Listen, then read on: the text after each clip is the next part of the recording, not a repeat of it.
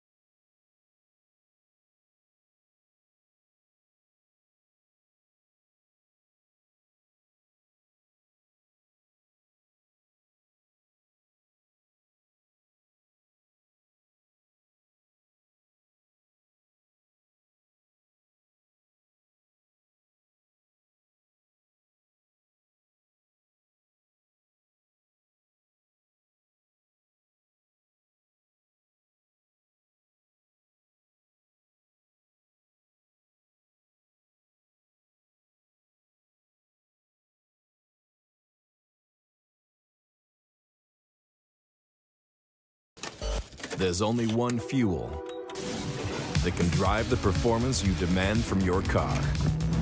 New 94 Octane, the highest octane on the market, only at Sunoco.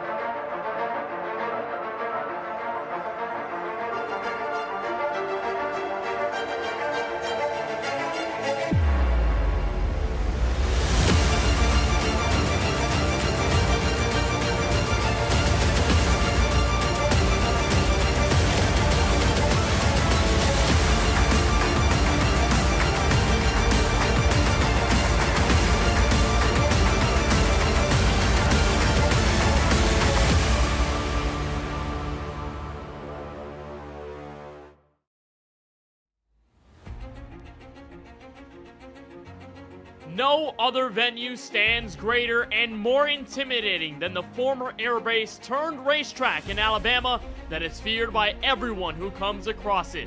And in this fight for postseason supremacy, it's 500 grueling miles separating one hopeful from a visit to the championship finale. Live from the virtual Talladega Superspeedway, VSPEED welcomes you to the Sunoco Cup Series playoffs and the 18th affair, a date with the round of 8. As always, we're delighted to bring you the coverage this evening on VSPEED, where alongside Bradley Cooper, I'm Kenneth Bueno. Bradley, one thing is to be expected whenever you visit Talladega Superspeedway, the unexpected. And we can say the same for what has been a crazy playoff race up until this point. Now it's the beginning of probably the most pivotal round before Homestead, Miami. Yeah, this racetrack is really the gamble, the asterisks in the season. Any one of these drivers that are participating tonight can come out here and lock themselves into the Final Four. And everyone knows that. The situation here tonight, you got to come out here and survive for the first 187 laps to make it to that finish line. And it's been rather wild for the playoff fight up until the last round, where Lawson Peel was able to sweep the round of 12, thus giving him the advantage he holds going into the beginning of this round of 8. It'll be tonight in Las Vegas that will decide the 4 that will make it to the championship race at Homestead in several weeks' time. And this is the field we have. Lawson, with winning both races, he's got 13 points to his benefit. Steven Stepnien's the only other driver with a bonus point to his name. Everyone else leveled at 4,000, which only amplifies the pressure that these guys will feel over the course of the race. They'll have to execute, or else they'll be behind the wall come Las Vegas. Yeah, I mean, it's tight. Third through 8th, all on the same points, and you got to come out here and survive this racetrack. Based off of what I'm seeing, though, Steve Stempien, statistically is favored to win these super speedways, and Lawson Peel tends to hang in the back, so there could be a lot of stages and bonus points here coming Steve Stempien's way, as opposed to the past 2 weeks where it was Lawson Peel just dominating both races. And in visiting Talladega, we have one sensation that is new to the drivers in comparison to all of the other rounds we've had before in the playoffs, is that this is a track that we've seen before. So a little bit of deja vu, if you will, to see how that last race panned out in the regular season and what comes forth here at Las Vegas, or Talladega rather, tonight. Las Vegas next week will also be a race that we had in the regular season back in early March. It's been quite a while. Blink of an eye, we've gone from drivers hopeful to dream for a championship versus some of those almost having it realized here late in the going. We've only got 3 rounds left. Tonight, Talladega. Then next week at Las Vegas, we'll take a week off. We'll rejoin you in mid-November. That's when we bring in the championship 4. Let them run around the Homestead of Miami Speedway and see whichever of them comes home with the trophy. It's the final Sunoco Cup Series championship available to grab. So for many of these guys that are still in this hunt, they will be as hungry as ever. Talladega Superspeedway, what more can you say about it, Bradley Cooper? It is a 2.66 mile behemoth. Highest banking we see on the NASCAR calendar, including this one in the Sunoco Cup Series, and it is a track feared by many, but one that can offer a golden ticket if you play the game correctly. Yeah, and it's no problem to go 3-4 wide here. The start-finish line uniquely situated right at the end of pit road, so you see a lot of photo finishes where drivers will make that final cut into the tri-oval and push down to the bottom of the racetrack and get that run. Drafting here in this next generation car is very powerful, so you're going to see a lot of drivers going from the back of the field to the front in a short amount of time. It's going to be rather impressive. The speed's well over 190 miles per hour at this oval. And this is the 5th Superspeedway race of the schedule, alongside the other Talladega race, a pair of Daytona events, and one at Atlanta that we saw earlier in the round of 16. Let's get a look at our race analysis, what we are expected to face here from Lincoln, Alabama tonight. We go the full distance, 188 laps, clocking in at 500 miles, a little over 800 kilometers. And our stages, well, they go a little more simpler than imagined. 50 laps for stage 1, another 50 to lap 100. That'll conclude stage 2. We'll run our last stage, will be the longest, 88 laps. That brings us to the checkered flag. Speedways, and this track in particular, aren't really known for their tire wear, so only 5 available to those on pit road tonight, and 3 green-white checkered attempts will be necessary if we get to that point. We've seen races like this come down to the very wire, come down to restarts within 2 laps to go, so keep that in mind. We may have a chance easily to go into Sunoco Cup overtime. Let's get you trackside and bring you tonight's starting grid for the tertiary to last race of the Sunoco Cup Series season and the beginning round of the round of 8, where Austin Reedy, driver number 96, looks to fight from behind the cut line on the pole with a 53.103. He's got Bill Schoonover with a great qualifying effort in his Chevrolet. He'll be on the outside. Those will be the first two that will see the green flag this evening. Steven Stepien, who has finished in the top 10 in all but one Superspeedway race this season, he'll look to make it another victory on the campaign. He's got Season 1 champion Prestige Worldwide Racing driver Garrett Brown on his outside, back in row number 2.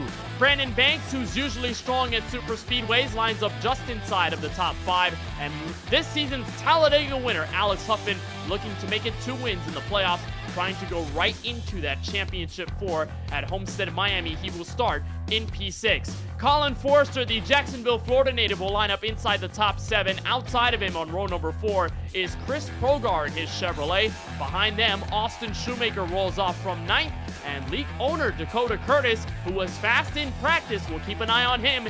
He's the last driver in the top 10. 11th spot goes to Justin Erb. Driver got in right at the tail end of that top 8, so he'll be battling for the championship for another 2 weeks. Kip Easley will start in the 12th spot. Then it's 13th with Justin Winters in the 22. Jesse Whittington, unfortunately, eliminated there in that round of 12. He'll start in 14th. 15th goes to Alex Muscarella, another top 8 driver, with Chris Shoemaker in 16th. And then 17th, Peg Leg Feltz is going to start in the 75. 71 of Curtis Kelly in 18th spot. Then we go to our top 20, Richard Swavely and James Kunkel in the 45. Back in 21st is the 2-time Sunoco Cup champ and the winner of the last 2 races in this series, Lawson Peel, way back in row number 11 with Dustin Reeves, Casey Knighton, and Brad Fulham behind him to bring us our 24-car field from the virtual Talladega Superspeedway. It is the biggest and baddest track in all of stock car racing, and we are ready to bring in 500 miles to decide who will advance to the next round, or if anyone will play spoiler. Green flag in the air, Reedy and Schoonover bring them in, and we are racing from Talladega Superspeedway.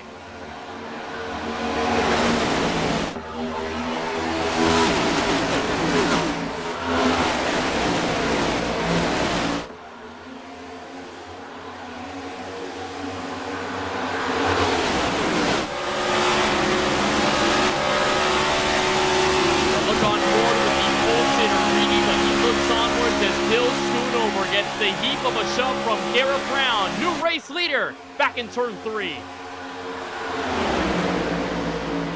How long can you hold on to it, though? The momentum of that outside already with Garrett Brown. He's going to push on by the 9. It looks like the 16 and the 10 push on for that outside to lead lap 1.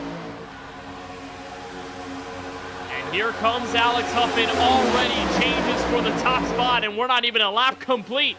From Talladega, Ford Mustangs occupy the front row, and a pair of Chevrolets behind them. Chris Progar and Bill Schoonover, they'll settle in second row, outside and inside. But it's a battle between Brown and Huffman off turn 2. They were reluctant to make any reservations early. They were making the moves in the opening going, and now they've got some track position to go with it. Garrett Brown will lead the charge back into turn 3. No move by Chris Progar, but some aggression early, Bradley. Not expected to see that, but these guys were hungry for the track position, and they've got it only 2 laps in. I think it's just a matter of, well, these other guys around you are being really conservative, and you see an opportunity, you might as well go for it. You almost threw wide here. Kip Easley thought about it. He's going to get up on the bumper of Chris Progar.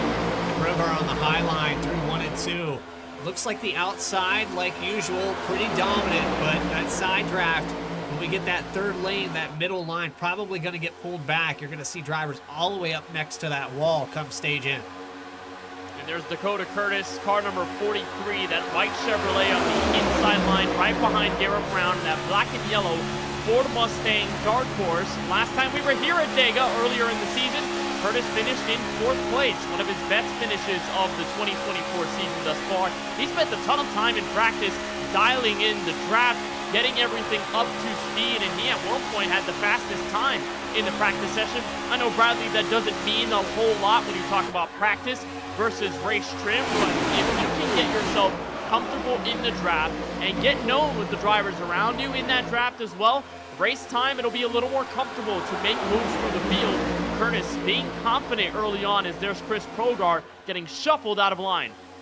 Quite a few shuffles out of line. The 7 falls all the way back to the 15th spot. Now you have the 9 of Schoonover.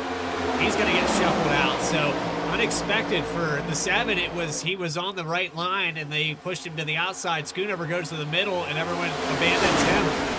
It's going to be cat and mouse all day. You're playing chess at 190 miles per hour. There's Justin Erb. They're developing a 3rd line out of 4. Well, you've got a lot more space to make 3 wide happen here at Talladega, and let's say in comparison to Daytona, a track that we've seen already twice on the schedule, you still got to tread the waters lightly. It is not an easy track to maneuver around in the draft, especially when there are a heap of cars around you. Onboard look from Jesse Whittington sitting inside the top 10. He's 9th, and it seems like a bit more hesitation, Bradley, earlier than we probably expected. The top 3 have pulled away from side-by-side, several rows deep, that go back to Whittington in 9th place. And then that tertiary pack started with Bill Schoonover. Guys aren't being as aggressive as we maybe anticipated early on. Yeah, but look for it right around lap 48. It's going to go right back to the way it was in the first lap. I think right now everybody's pretty content with ticking these laps away, getting to their fuel and get that pit stop. I think this field could spread out, and you don't want to cost yourself an opportunity.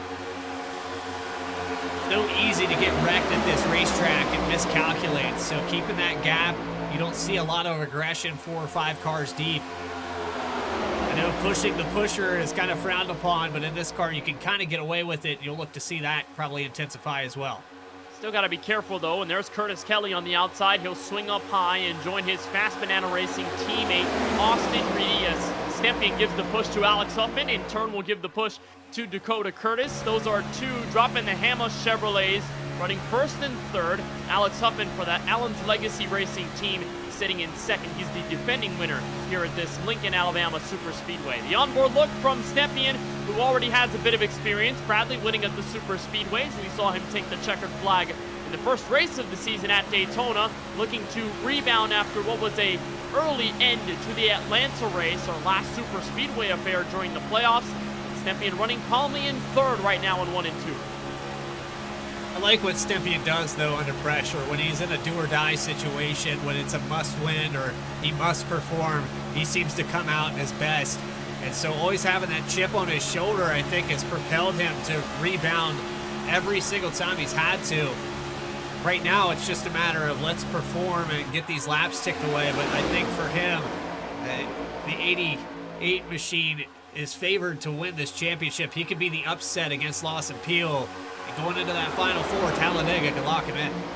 Well, it's easy to make a good argument to Steven Stempien. He's the only guy that's matched Peel in wins this season. We know that Peel was able to get 4 after winning at Michigan several weeks ago, but Stempien has been the only guy to go toe for toe with him as Curtis Kelly goes to the middle, gets flushed down by the main pack, and Austin Shoemaker, former Daytona winner from several seasons ago in this next-gen car, snags the race lead. He's got Cameron Brown, Kip Easley, Chris Shoemaker and company behind him. Prestige Worldwide Racing hard at work.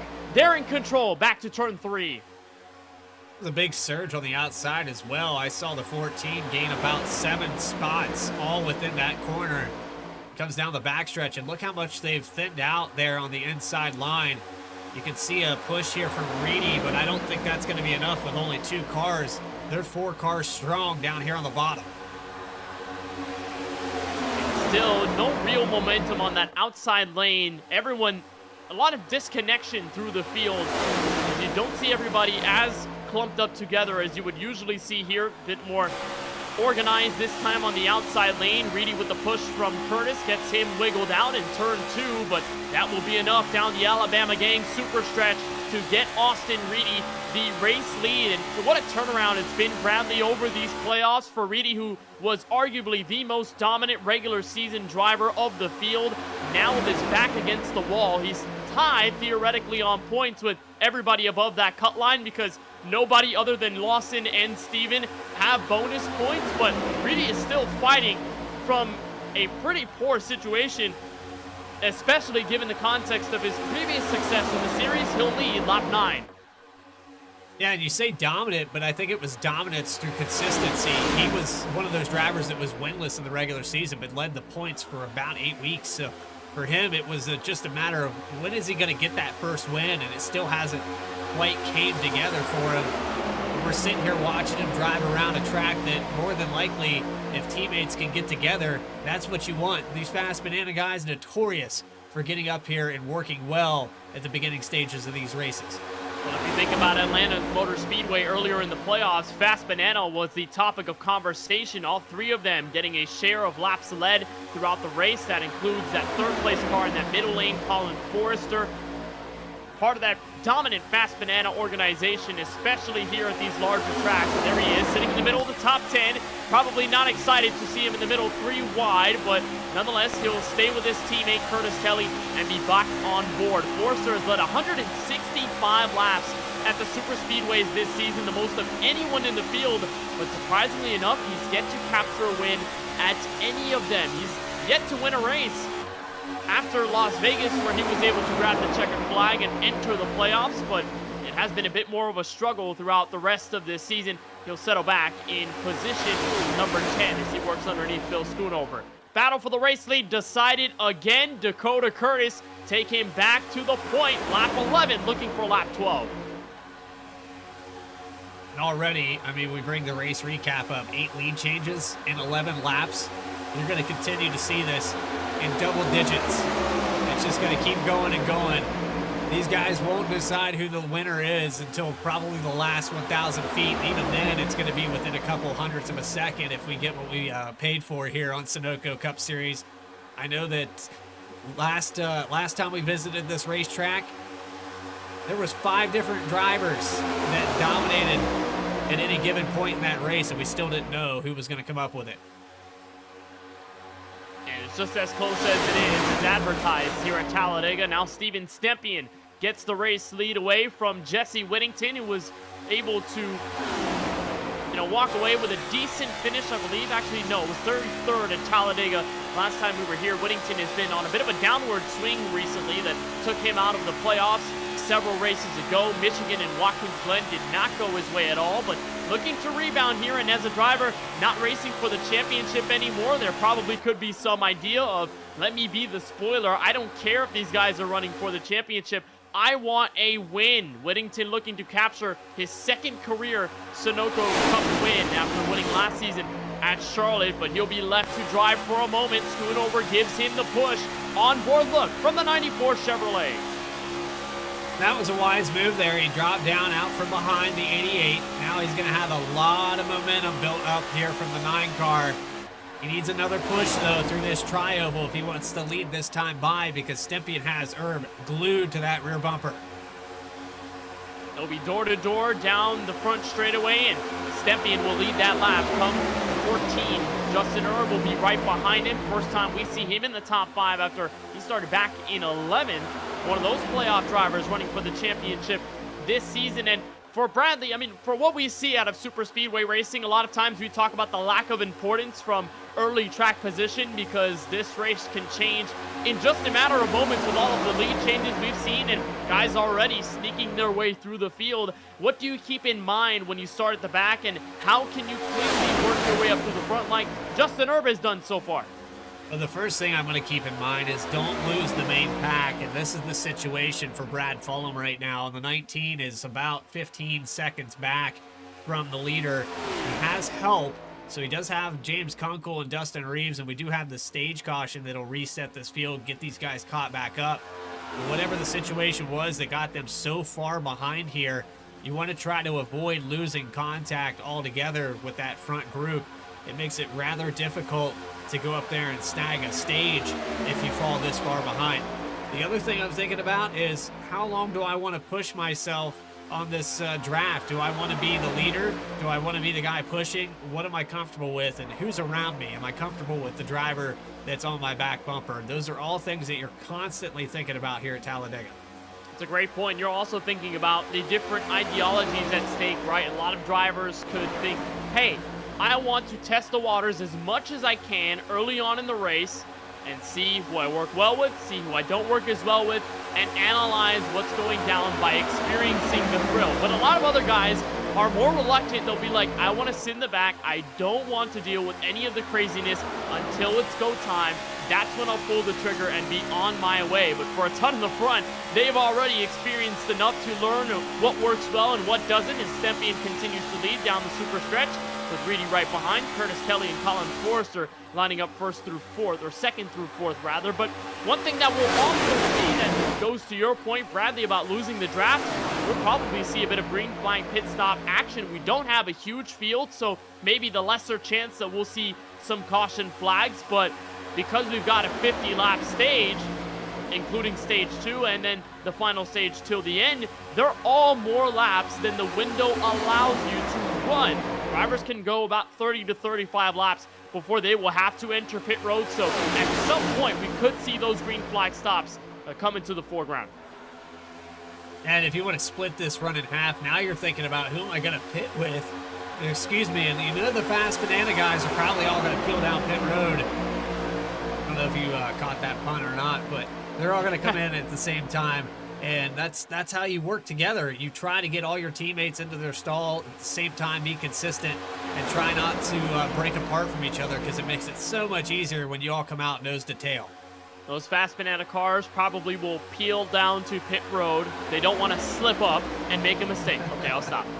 I'll be here all week though. But you're right, for the guys of fast banana, they will be more at comfort because they can realize that they'll pit with each other and they can leave pit road with each other. They know they have their hands in good faith. But for a lot of other guys in the field, they probably don't see their teammates as often, or they just are running without their teammates in this race. So they're thinking, what can I do? Who can I join? And what friends do I have on the track?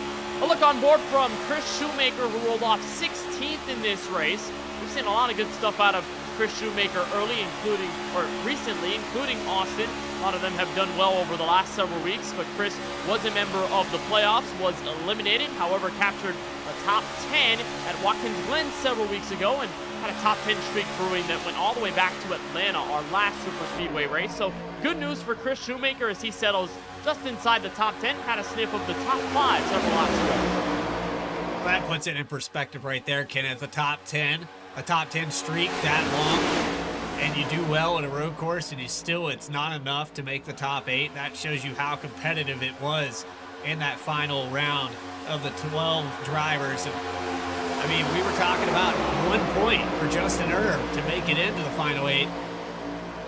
Just it was a matter of 1 or 2 positions for the 4. And for Chris, he was out by 5 from Justin Erb. All those guys. It was about 1 to several points throughout that race. It was Chris, Shane Wyatt, Jesse Whittington, and Zach Wilson, those 4 that were eliminated after the race 2 weeks ago at Michigan International Speedway. If you weren't there for our coverage, those guys were in the fight, and they ultimately ended up out despite all of the strategy circumstances that went down. And, you could argue a lot more pressure here in this next round because there are less drivers and there are less opportunities to make a mistake and rebound from it, especially here at Talladega. That's something that Justin Erb is trying to keep in mind, because every round it starts to get tougher and tougher to squeeze your way through. We saw a bit of that with Jesse Whittington over the first several rounds. But for Justin Erb, that perspective of just barely getting by probably gives you a little more motivation to do well when the round comes up. And Erb has demonstrated the prowess early. He'll push Colin Forrester to the race lead, sitting second on the bottom row. This right here tells me that he's ready. I think he's getting ready to either mix it up with Colin Forrester and push away, get maybe a stage out of this. That's really what Erb needs now, being at the bottom of this final 8. He needs to get as many bonus points as he can to solidify his position for that final 4. And Homestead, NASCAR used to go there for their finale. Now they visit Phoenix Raceway. But I can't think of a better place. I love Homestead. I think it's a pretty level playing field, and a lot of these drivers favor going around that place. Not saying that the A car and this next gen is going to be the easiest to get around. I know that the handling especially be a little unpredictable, so I think it's going to be fun to see, and it'll be well deserved for anybody that makes it into that Final Four.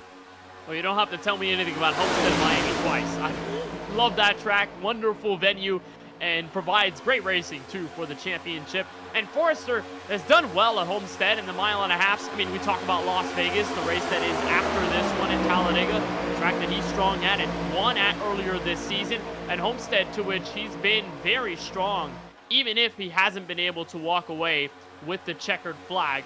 Stepien will get the better run though in turns 3 and 4. Forrester will probably match him at the exit of the final corner. And Fast Banana, they've got some cars separated through this top 5. Curtis Kelly sits right behind his teammate Austin Reedy. And then of course they have Colin Forrester down there by himself with the help from Justin Erb.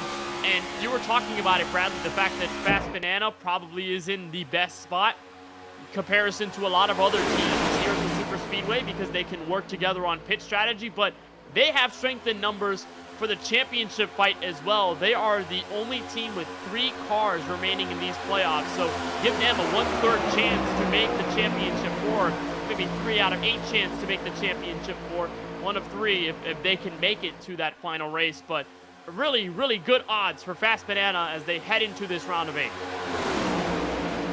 Such a weird scenario, though, if you think about it, because now you know that, statistically speaking, the chances of all 3 of you making it into that Final Four, you're going to have to probably take more than give on your own team.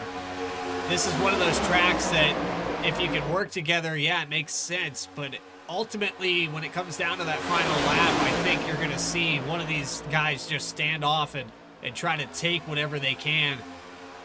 It's going to work here for the first 2 stages, but I think for that final lap, you're going to see probably one of these guys get a little selfish as far as team aspects go. Well, individuality does reign in stock car racing. You can be teammates for a little while, but when the white flag comes out, or if it comes down to the final laps in a championship battle, it's all you and no one else involved. There's the onboard look from Stepien, who's led a ton of laps early on. We're about halfway home to the end of stage number 1. Remember, we are expecting some sort of pit stop action in this first, second, and third stage from Talladega, just because we can't go all the way on fuel until the end, at least as far as I believe so. And Stepien has done a wonderful job of manning the charge and continuing to hold down the fort as that inside lane bobbled a bit. They had some disorganization, Bradley, and at the moment have fallen back several car lengths. Somebody tagged the apron there, maybe it was Justin Erb, but somebody got down a little bit too low and there was a checkup, caused the inside line to lose about 4 car lengths. They're going to get it back going here. You see the gap with Jesse Whittington, so maybe he was the car that tagged it. That's how difficult it is. We'll go on board here with the 94. You're following a guy right in his wake. All you can see is a spoiler. I mean, the view here, if something happens in front of you, a guy maybe cuts the corner a little early, you're just going to follow him down there. Just follow the leader. If you're 3 or 4 cars back, you just glued to the bumper and that's all you can see. And sometimes this perspective in car won't give you full justice to what it's like to be behind the wheel. Obviously, it depends on the field of view. For a lot of guys that are racing in the sim, you can customize that on iRacing and where your vantage points are from the seat of your race car in sim. But often when you race with this next-gen car on the Superspeedway, specifically on the inside lane, if you're tucked up to the back bumper of the car in front of you, you cannot see anything past about 10 to 15 feet. A lot of times, you won't be able to see the car ahead of the car you're pushing because the distance is so close. And here you can see a little more of the racetrack, but often you cannot see anything on the back bumper of the car that you're pushing down the straightaways and into the corners. So it becomes a visibility issue too, Bradley, and how much are you willing to limit that visibility in order to get the run off the corner?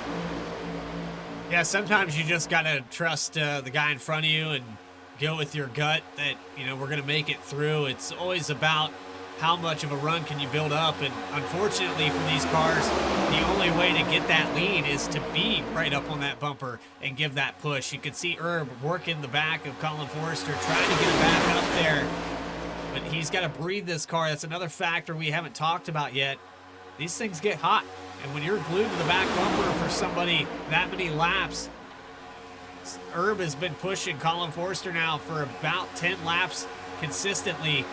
Those temperatures start to climb, and once they get over that 260-degree mark, you get into that warning zone where the engine's probably going to let go soon.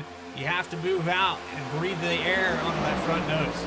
And on that digital dash, it'll start to flicker red when you get to that danger zone that Bradley is talking about. And at some point, if you don't respond to it, you don't make any moves to change your approach, that car's engine could easily expire. We've seen that happen in this series plenty of times on these super speedways, and it can easily create a caution flag as it stacks the entire field up. So far, no concerns for Justin Herb as he continues to push his Chevrolet to Colin Forster's Toyota Camry, and that'll get him to the front. Steven Stepien, though, continues to lead this race at lap 28. Where he'll flutter down to the inside, take hold of the first spot, and now Reedy to take control on that top side.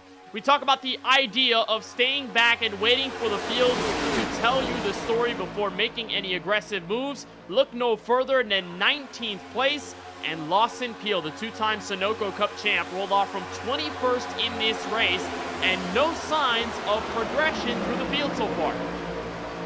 He's been quiet. He's letting these laps tick away. He hasn't pushed anybody. He's just running the inside, letting the guys up there trade back and forth. I don't think that he's weary on this situation. I know that he's more than capable of going up there, putting them 3 wide, but do you really want to take that chance this early in the race? We still have green flag pit stops. He's notorious for getting on and off pit road quickly, and you know that he's got a teammate there. So he's more than willing to just hang back, wait, see what these guys do. If anybody makes a mistake, he can very easily end up in the top 10 and get a stage point out of this.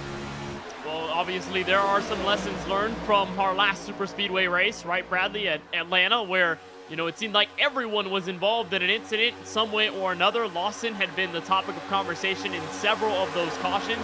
Still rallied back to finish 7th as the field came down to attrition, but oftentimes you won't get that luxury of having the entire field crash around you and you just surviving out of the pack. You want to limit that chance of that happening, but for Lawson, he'll stay behind his Drinkin' Bros Racing teammate of Brandon Banks, and they have seemingly dropped off Chuck Feltz, who's all by himself in the open seas. 20th is where he sits right now. Not sure what happened to Chuck here. He was right at the tail end of that. We've lost camera feed with him there for a moment, but yeah, Chuck was hanging with him there pretty well, and then it looked like Banks and Heel had fallen off a little bit, but they pushed back up, and unfortunately for Chuck Feltz, he just didn't get back in that draft in time to pull back and get that ground made up, and now he's in no man's land. This is what I was talking about just a moment ago. You don't want to lose contact, and it's a long and lonesome road when you get no draft here. Oh, there is still another 20-odd seconds until Feltz will get caught up by the likes of Brad Fulham, James Kunkel, and Dustin Reeves, who was that trio all the way at the back that you talked about a little bit earlier in this race as an example of not falling back in the draft. Well, I believe that they'll start to catch up in the next several laps, and it'll be up to whether they decide to let Chuck join the party or they'll just seemingly let him go and just have him be all by himself.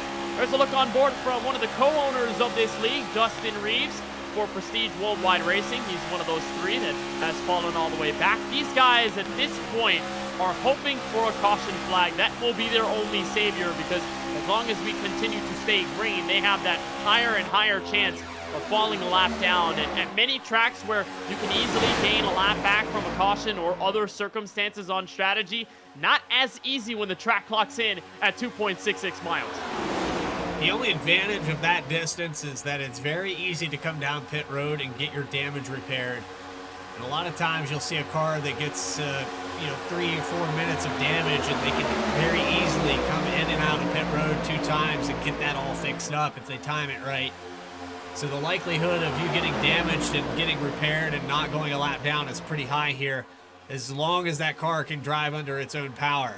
On the flip side, they're so far behind right now that during green flag pit stops, they're going to lose even more time, that they haven't been able to draft back up to this pack of 20-plus cars, and it's going to continue to pull away. They're in 3 and 4 now, and if you look at Brad Fulham, they're just now going into 1. So I'd say probably by the end of the stage, the leaders are going to be right at their back bumper.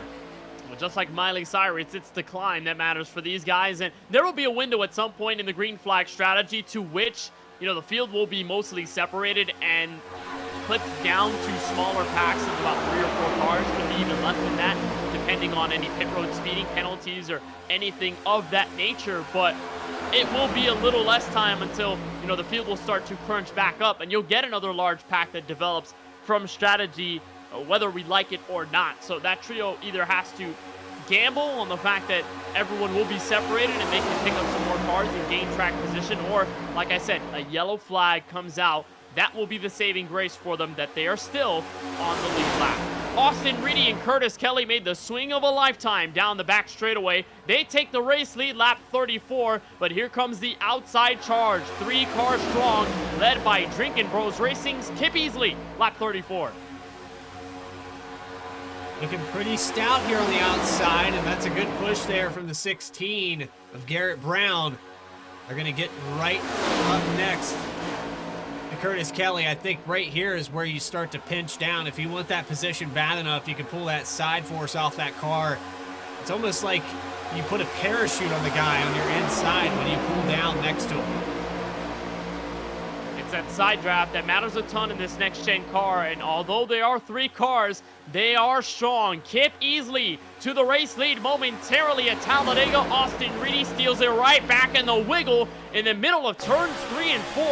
That was a hefty push from Garrett Brown. It was hard to ignore, and here come the field on pit road. Steven Stempien lead a charge of about 4 or 5 cars. Make that even more this time at lap 35.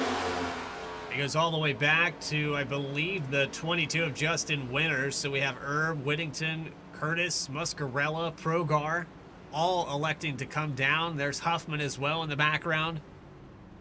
This starts out right around the split, a little past the halfway mark. I think this is probably stretching the field run about as far as it'll go.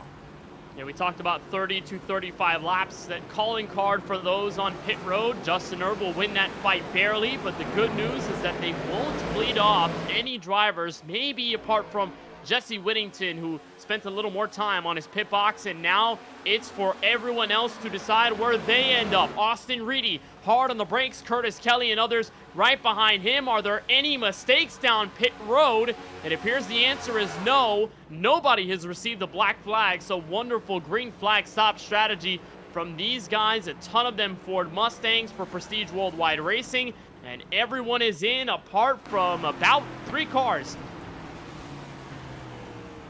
Was just admiring Garrett Brown here on the outside. He almost got away with it. I thought he was going to pass 2 or 3 of these guys before they hit the lane. Fortunate though, he kind of got pinned there, and maybe some problems for Reedy. He led them coming into this stop. 7.6 in the box here. He's going to kind of lose touch with these guys. And he had a second pit stop slower, about a second slower than those around him in the form of Garrett Brown and several others. And here comes Justin Herb. They'll start to merge in as the 3 Drinkin' Bros Racing Chevrolets. And they're on that strategy by themselves. That trio all the way at the back of Fulham, Kunkel, and Reeves. They're in and out this time through. And this is where everything gets decided on track position. A ton of fuel-only calls. Out is Lawson Peel. His teammates are looking to join him, but he will be lost if they don't find their way behind. Good news is they stick together as Justin Herb carries around the front straightaway. This could be the challenge for the lead as Curtis Kelly is up the road in turn 1. And what a job there by Curtis Kelly and Colin Forrester. You've got the 14 of Austin Shoemaker. These guys got on and off pit road clean. They've got a gap of about 3 seconds back here. Justin Herb just now in the picture, but they are coming like a freight train here. They've got way more cars to their disposal. Here comes Herb. They are not electing to bring the Drinkin' Bros gang with them. They will stall out, though, in turns 3 and 4 as Peel slides down the racetrack. A bit of a wiggle there out of the final corner.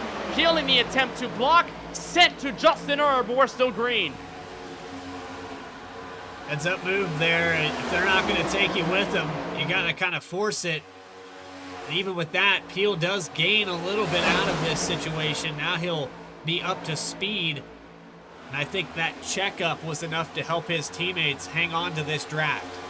That was great stuff by Drinking Bros Racing, allowing for it to move naturally, but also playing a role in it. They will hang on to the back end of this secondary group that goes all the way to about 9th place in Garrett Brown. But the top 3, they are hustling early on. Kelly, Shoemaker, and Forster lead us to the line with about 10 laps to go in this first stage. And remarkably so, Bradley, all of those guys in the second pack clocking in laps around the same marker as everyone in that top 3. It should change with the strength in numbers this time by 0.2 of a difference. Give it to the top 3 that are running faster. That is crazy to me, but I mean, look at how they got on and off pit road. They're just reacting a little bit quicker, willing to push a little bit harder. They know that it's only 10 laps until that stage break, so they got to try to maintain as much of this gap as they can. But down this backstretch, there's a car there that's thrown into the mix. I believe that's Justin Reeves in the 6 car. He's going to move up out of the way, but they can kind of pull some of that draft. Maybe it'll help them catch up.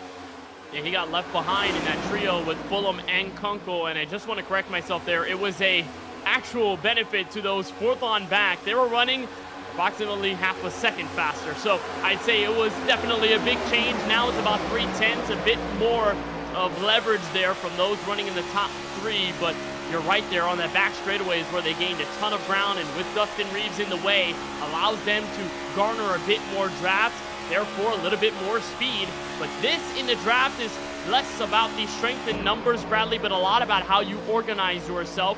Obviously, when you have more cars, you can carry a lot more speed around this track, but if you're all over the place and you can't get anything down and organized, you will be just as slow, if not slower, than a smaller pack that has everything tucked together. Think of it kind of like an ice skater, right? When they're spinning and they have their arms flaming all over the place, the efficiency and the speed won't be there. But if they tuck their arms into their body, they'll be able to go a lot faster and be a lot more efficient in their spins. That's what Justin Erb and company are trying to do. Off the look from Colin Forster, he can see the pack rising. They're slowly coming up to the rear bumper, and here comes Erb. The challenge for 3rd, 2nd, and the race lead down the back straightaway. I think Justin Erb is about to take point here. They have about a 5-mile-per-hour difference as they came out of turn 2.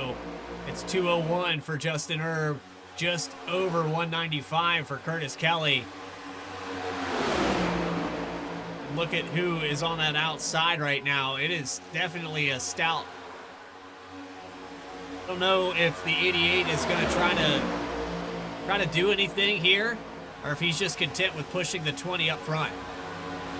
Well, it won't matter until he's got an opportunity to swing underneath or up top. Again, we're about 8 laps away from the end of our first stage. That comes your way at lap 50 here at Talladega. And while Justin Erb takes over the race lead, he's got a decision to make whether he wants to go down low and block off Curtis Kelly, or whether he wants to stay with his DTH Chevrolet teammates in Stedley and Dakota Curtis. He'll elect for the latter. And by the way, they're coming up on a trio of lapped cars. That'll be Kunkel, Brad Fulham, and Chuck Phelps, those who fell out of the draft in the opening run before green flag stops. Curtis Kelly, though, will fight back low. 6 laps to go in stage 1 next time by. So right here is where the intensity is going to pick up, Kenneth. You know that these guys are going to start dicing around and probably leave each other out to dry. You're going to find out who your friends are for these next 7. But when do you attack? Like we talk about with about 5 or less laps to go, when is go time? When you've got stages and a ton of points to play with, a lot of times you're going to think about those mini battles for the race lead. We talked about earlier in the show how only 2 drivers have bonus points going into this round. That means that if anyone can steal a stage win, that will give them the upper hand when it comes down to that round of 8 cut line and how many points you can put between yourself and everyone else in the field. Off turn 4, Curtis Kelly, who is one of those playoff 8, off of turn 4 will have the race lead. Will be at 5 laps to go left in the first stage. And I wonder here, Bradley, if guys like Austin Shoemaker also will make a move. You can go for a stage win even if you're not running for the championship, and Shoemaker, who's in the middle of a fast banana sandwich, can play any role here. It's almost interesting to see what he can do in these final few.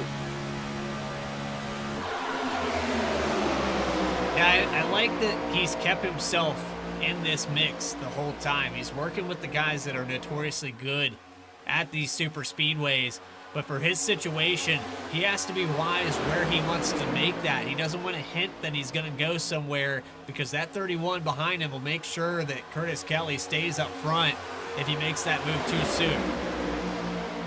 And meanwhile, on the outside, they have seemingly dissipated. Those are all 4 of the Drop in the Hammer Chevrolets working together on that outside lane, but help from the draft from the lap cars will give the inside pack a way out. Curtis Kelly will lead this one with about 4 laps to go in stage 1. It seems like everyone will skip around the pack quite cleanly. They may actually just engulf them quite a little bit and make them part of the pack. Kip Easley and Lawson Peel say no way on the inside. It is a single file train, and then 3 wide back to turn 3. McFarlane was trying to get some of that draft, but just not able to do so. Unfortunately for Easley, he's got cars on his outside and inside. It's a double effect on that side draft, and it's probably going to pull that middle apart. Herb's going to drop down here. I think he's looking to try to get back up there. I don't think he has full faith that the 88's going to keep him in front. Got to ride whatever train he can. Well, this is not good news. They're infighting a bit. Steven Stempian tried to cut off Justin Herb, who fell down right in front of Kip Easley's machine, and all of a sudden, the trio of lap cars, while they were getting engulfed, have basically joined the fight. Now their extra cars and extra pawns ready to line up for a lot of these guys to take control. A look on board with Stempian, who is starting to make the charge, but he is following behind the playoff points leader, Lawson Peel, and the fellow teammate of Peel, Kip Easley in the 8 car. 3 laps to go in stage 1. Do they have any answer for the leaders right now? Seeing some lap traffic kind of mix it up with these guys as well. You can see the 19 of Fulham and the 20 of Herb. There's the 94 of Whittington. He's going to go a lap down as well. He'll get engulfed by this pack. I think this lap traffic is kind of throwing a wrench into everything. Oh, they're all over the place. They're going inside, outside, snake trailing. Colin Forrester got stuffed up there as he was getting the push from Garrett Brown. Curtis Kelly and Austin Shoemaker said, we're going to try to block this run down the super stretch. And in one fell swoop, James Kunkel, who is a lap down in 19th, is playing a big role in all of this. He could help Justin Herb and Stempian get a better chance at winning the first stage, but there is not that much time remaining. 2 laps to go, and Brad Fulham gets turned. Kip Easley gets into him. The yellow flag waves, and that will be the end of stage 1 from Talladega. Curtis Kelly will win the stage.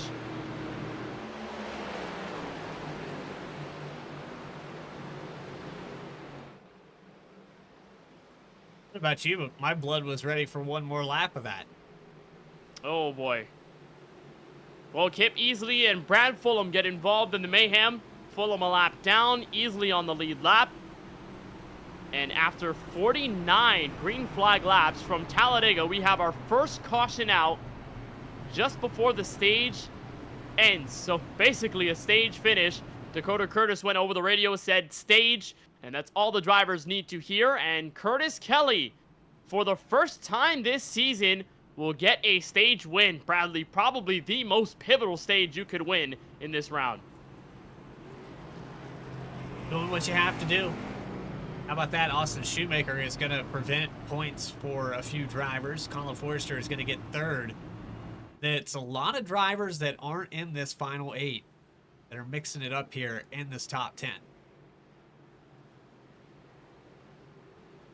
Well, that is 7 drivers that are in the playoffs that will get points from the end of the first stage. Was set to come your way lap 50, but under the iRacing official pace car, we will have stage 1 complete as the field will enter pit road. So make it basically a cut down stage for quite several laps as Curtis Kelly brings the entire field in this time by. We saw on the last pit stops a ton of drivers not even electing for tires. probably will be the same this time by. There's Kelly in, Lawson Peel is in. They are lifting the jacks. Goodyear Eagles, a call for many on the right and left side. Who will get out of pit road first? Surprised that they all elected to take 4 tires. Looks like everyone's on the same page. I haven't seen anyone. There's the 14. He's going to elect to do something a little bit different, I think. He'll win the battle off pit road, but he took 4 as well. So everyone down in the lane for 4 fresh tires and Goodyear Eagles. And Austin Shoemaker, how about a quick pit stop, and the Prestige Worldwide Racing driver will get to lead the next restart to kick off the second stage. A ton of playoff implications over the first 50 laps from the virtual Talladega Superspeedway. Curtis Kelly, the Stage 1 winner, back with more playoff action from Lincoln, Alabama in just a moment.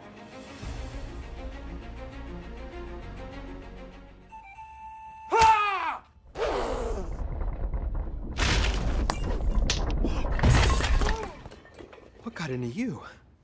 At Sunoco, we know how to fuel peak performance. Fuel your best. Fuller, yeah. Needed F-150 for Smith build. Got it. Yesterday. I know. Don't forget my BMW. Gotcha. Check this out. All the major online automotive sites in one place. BMW, done. F-150, done. How's he do it? I can search nationwide, even those classified sites. Auto Tempest, all the cars, one search. That's how I do it.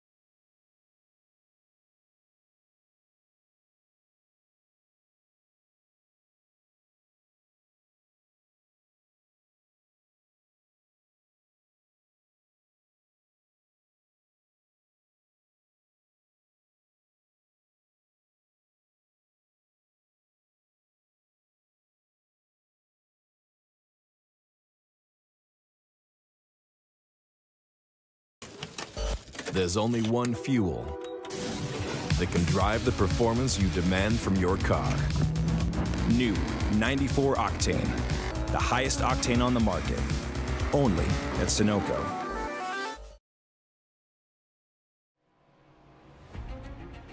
Welcome back to the virtual Talladega Superspeedway and to VSPEED's coverage of the opening race in the round of 8 in these 2024 Sunoco Cup Series playoffs. Kenneth Bueno alongside producer Bradley Cooper. And Bradley, we've seen a ton in this first stage. A lot of it cleanliness, though. You said over the break, it's been rather clean, really good first stage. Curtis Kelly grabs the most points necessary for him to make it above the cut line right now. How momentous is that as we get into the second stage here at the Superspeedway? Carries a lot of weight. I mean, we saw how tight it was there in that last race of the 12. Only 2 drivers got bonus points to go into the final 8, Lawson Peel and Steve Stympian. So get them any way you can here. That's what you got to do. Keep that 71 car up front, and you can kind of pull what Austin Reedy did all season long. Didn't have to win races, but maintain the lead with all those bonus points and being consistent. Think of these races, though, with stages as different phases, right? We had the first one really clean. We could see some dirtiness in the second stage, but for right now, all is well, all is good. And Austin Shoemaker will lead this one back to the green flag. Curtis Kelly, our stage 1 winner, he'll be on the outside of row number 1 this time by. Pace car makes the trek down pit road. The Ford Mustang Dark Horse of Austin Shoemaker will bring the field back up to speed into the Geico restart zone. He'll wait, he'll hop on the gas pedal, green flag back in the air. Stage 2 underway from Talladega.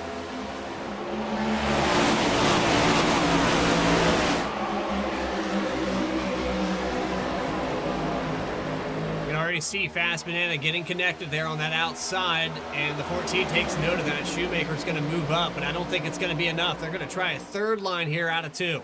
Fast Banana is threading the needle up high, and it will help Curtis Kelly get the race lead. Shoemaker does find help down low. That's his teammate, Garrett Brown, and a bit of shuffling to the middle 3 wide. Justin Winters looking for a top 10 spot.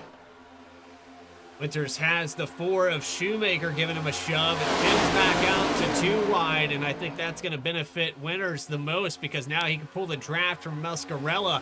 Look at the surge here by the 22 car all the way up to the bumper into the tri-oval.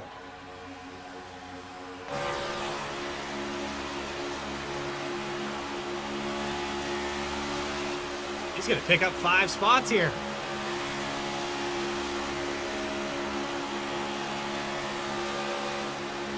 Stay on the throttle, on the outside. Got to pull it up there for a little bit more momentum before you try anything to the inside, but it is going to clear.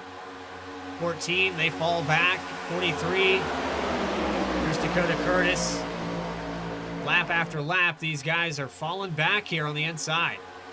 We saw the outside lane dissipate in the tail end of the first stage. Seems to work the other way around, but that's how organization works with the next-gen car, and a ton of guys not making as many moves early on, other than Curtis Kelly saying, I want a bit of the race lead. I don't want to hang around in second. And as a result, Austin Shoemaker has dropped off to 8th position. He's that Ford on the outside lane sitting behind that orange and black machine of Justin Winters. He's got his teammates with him in Brown and the fellow Shoemaker in Chris, but certainly a drop off from how it all began. Here comes Dakota Curtis. Big run out of turn 2 from Austin Reedy, and this could get them level with those at the front of the field. The onboard look from the Chevrolet of Curtis. Curtis has already led some laps here today, so he's more than capable to get up there. I'm really surprised more people haven't worked. I know Stympian was working with the 43 there to lead all of those laps, but I think it's Dakota Curtis's turn. Dakota Curtis needs to get up here and just lead a few. I think that super speedway racing for him has been kind. What would it mean for the league owner to get at least one career win in this season before the series wraps everything up? They made the decision weeks ago in the regular season that this would be the last season of Sunoco Cup Series action as we know it. There is certainly a future to be held, but for these guys in a full capacity league, it won't be run the same way. So for Curtis, if he can grab a W, well, there's still a long way to go, about 130-ish laps, but if Curtis can be as strong as he is and be right up at the front, boy, it would be a meaningful win if he can complete the challenge. Austin Reedy gives a good enough shove for Curtis to take the race lead away off turn 4 to complete lap 55. Looks like another one going to be led here by the 43. It's a pretty good gap here. Look off the back of the 43. Just so much momentum swing where that bottom starts to surge ahead, and it seems like once they're able to clear, they can get 2 or 3 car lengths, but once that outside starts to rebound, it's almost like they hit a brick wall. It's a lot of back and forth with this next-gen car, and one thing that we tallied on a ton throughout the super speedway races this season is how this car is so susceptible to the draft. Because of that underbody and the way this car is built, you can get big runs on the back of somebody's rear bumper and be able to swing up high or go down low, or in some cases make a huge shove to the driver you're pushing to the front of the field. And with the organization and all of that coupled in, you can see a lot of swings of momentum from the inside to the outside and vice versa. This time around, back in turn 1, advantage top lane with Curtis Kelly taking over the top spot again with Colin Forrester right behind to help, and a bit of Steven Stympian and Alex Muscarella. But it's all dependent on where you can take the runs and when. That will matter a lot at the tail end of this race when we're getting to the checkered flag. But even in the stage context, you can think of it as trying to fight for as many points as possible. For Curtis Kelly, going into this race, he is 3rd in the championship standings, and just like everybody behind him, he is leveled at 4,000 points, at least going into this race, given the fact that he's won a stage, he's got a playoff point to his benefit, along with the points that he did gain from winning, which is a total of 10. He could give himself a good advantage over even guys like Steven Stympian, who was a point ahead of him going into this race. Curtis Kelly showing strength in the first stage of the race. A lot of that has come down to help from his teammates, but Kelly showing that he is no slouch in these playoffs this year. He's already tied up some bonus points. He's going to continue to lead laps. He's keeping himself up front with a teammate right behind him. He's doing everything picture perfect. You come up with a plan before you get to these races, Kenneth, of how do we want the first, half to go? How do we want the next stage to go? And so on. And as long as you can execute those plans, it makes the finish of this race even easier because you rehearsed it, and when everything goes to plan, it all comes together for that final lap. And for Kelly, the last several rounds in these playoffs have either been successful or a little average at best. He won the first race of the playoffs at Atlanta, gave him a huge boost, locked him into the next round. Maybe given that, he fell down to 18th in the race after that at the virtual Richmond Raceway, but then finished inside the top 10, had to rally back to an 8th place finish at Watkins Glen, but then settled for 11th in Michigan just several weeks ago. So it's been a mirror image of doing really well in the first race and then lagging a bit back in that second race. It has given him enough points to advance comfortably without any real pressure as he came into this race.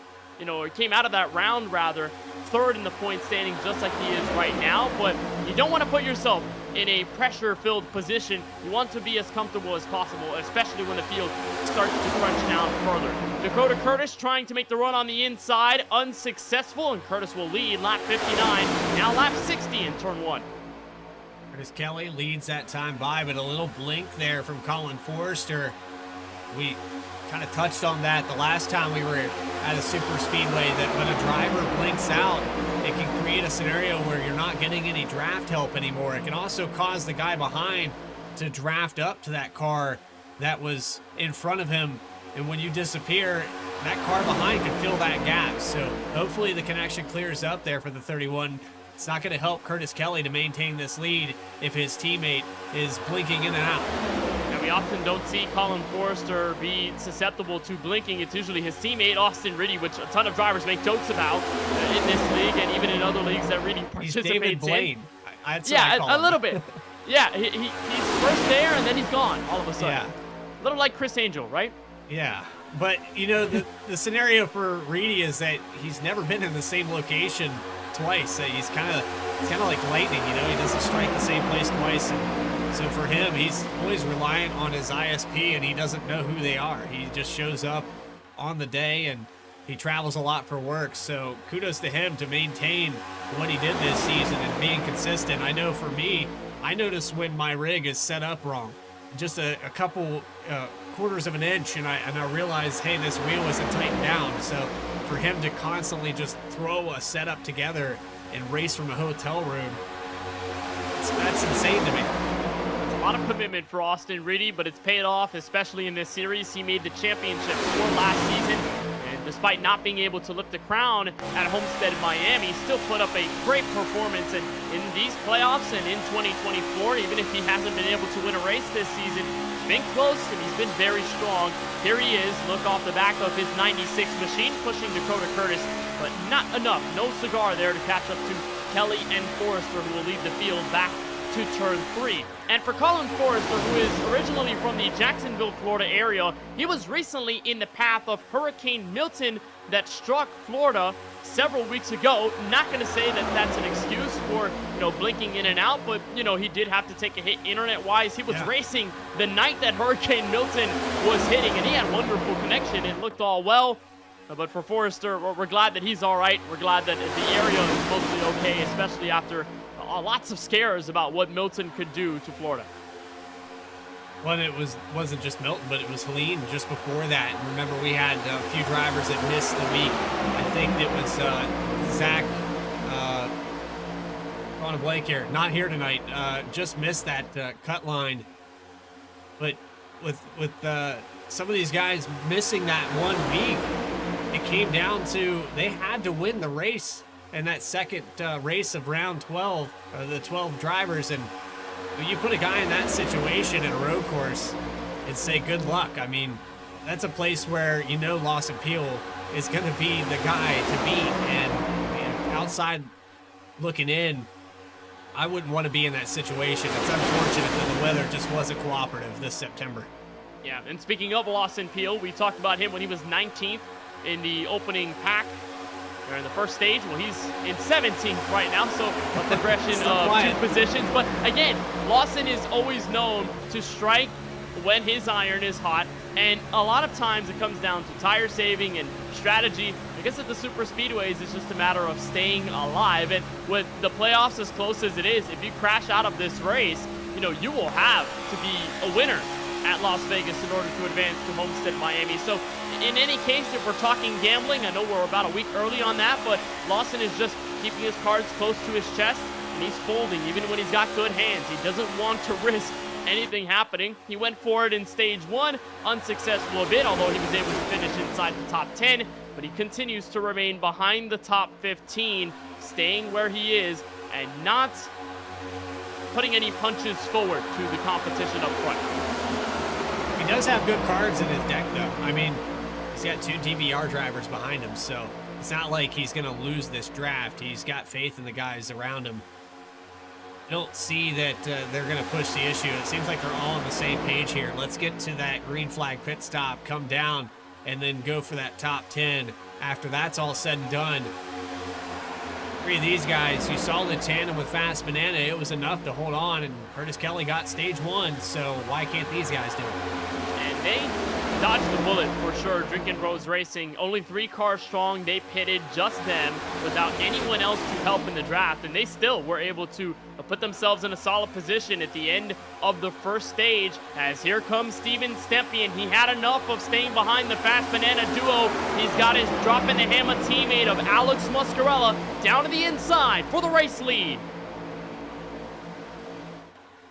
Yeah, it's about time. It was getting a little stagnant. Mix it up here, Stempian. Why not go for it? The situation warrants it now. These guys were starting to get a little hot. Puts it down on the bottom, gets a good shove. And kind of the first time today that we've seen Alex Muscarella get aggressive. Hasn't really pushed anybody. He's just kind of rode around in the top 10. Here he goes for the second spot. He's got Stempian on the point. He's got to be real careful. That 3rd car in line is Justin Irvin. He has been creeping on the back bumper of Alex Muscarella. One faulty push could send them all over the place, and Kelly backs out of line. Here comes Forrester charging through the middle with help from Justin Winters, and Curtis Kelly, the stage 1 winner, could drop off to beneath the top 15 as he's that solo car on the outside. Not sure what happened to the 71 to get him so far out of line there, unless he's just tired of being up in the front here. Maybe he wants to allow the 31 of Forrester some bonus points. They might be thinking about pit stops too. I see them all migrating towards the bottom. Well, they're only 18 laps in, so it's not like it will be 2 laps away, the green flag pit stop marker, but we saw a ton of guys in the first stage come down pit road at around that 35, but you can make that undercut call and have a lot of faith in it. Could possibly work for you. Fast Banana, though, they're trying to prep for the inevitable as this race continues to stay green. There's the onboard look from Colin Forrester. He's watching that outside charge, starting to make a run with Justin Winters wanting to lead his first lap of the night. He'll have nobody block him on the high side of turns 3 and 4. And there's Alex Huffman, the teammate, pushing him off of the final corner. A pretty good shove here. They've worked their way up to the 3rd car in the line of the inside. Like to see Winters drop down a little bit closer maybe through this tri-oval and pull some of that side force. It's about the only way there with only 3 cars connected that you're going to get any kind of leeway, especially when you're trying to push against dropping the hammer that's been just stellar all day long. Will this be the first time that Huffman and Winters work their way towards the front? So it's probably just a little bit of growing pains here. Watch one more time. Let's see if the 22 does choose to pinch down. No, they get disconnected, so they're going to have to work on this communication here, and Huffman's going to have to stay a little bit more connected if they want to take a surge to the front. Yeah, it almost looked like Huffman was backing up just to get a big run to push Winters even further up, but he could not get back there.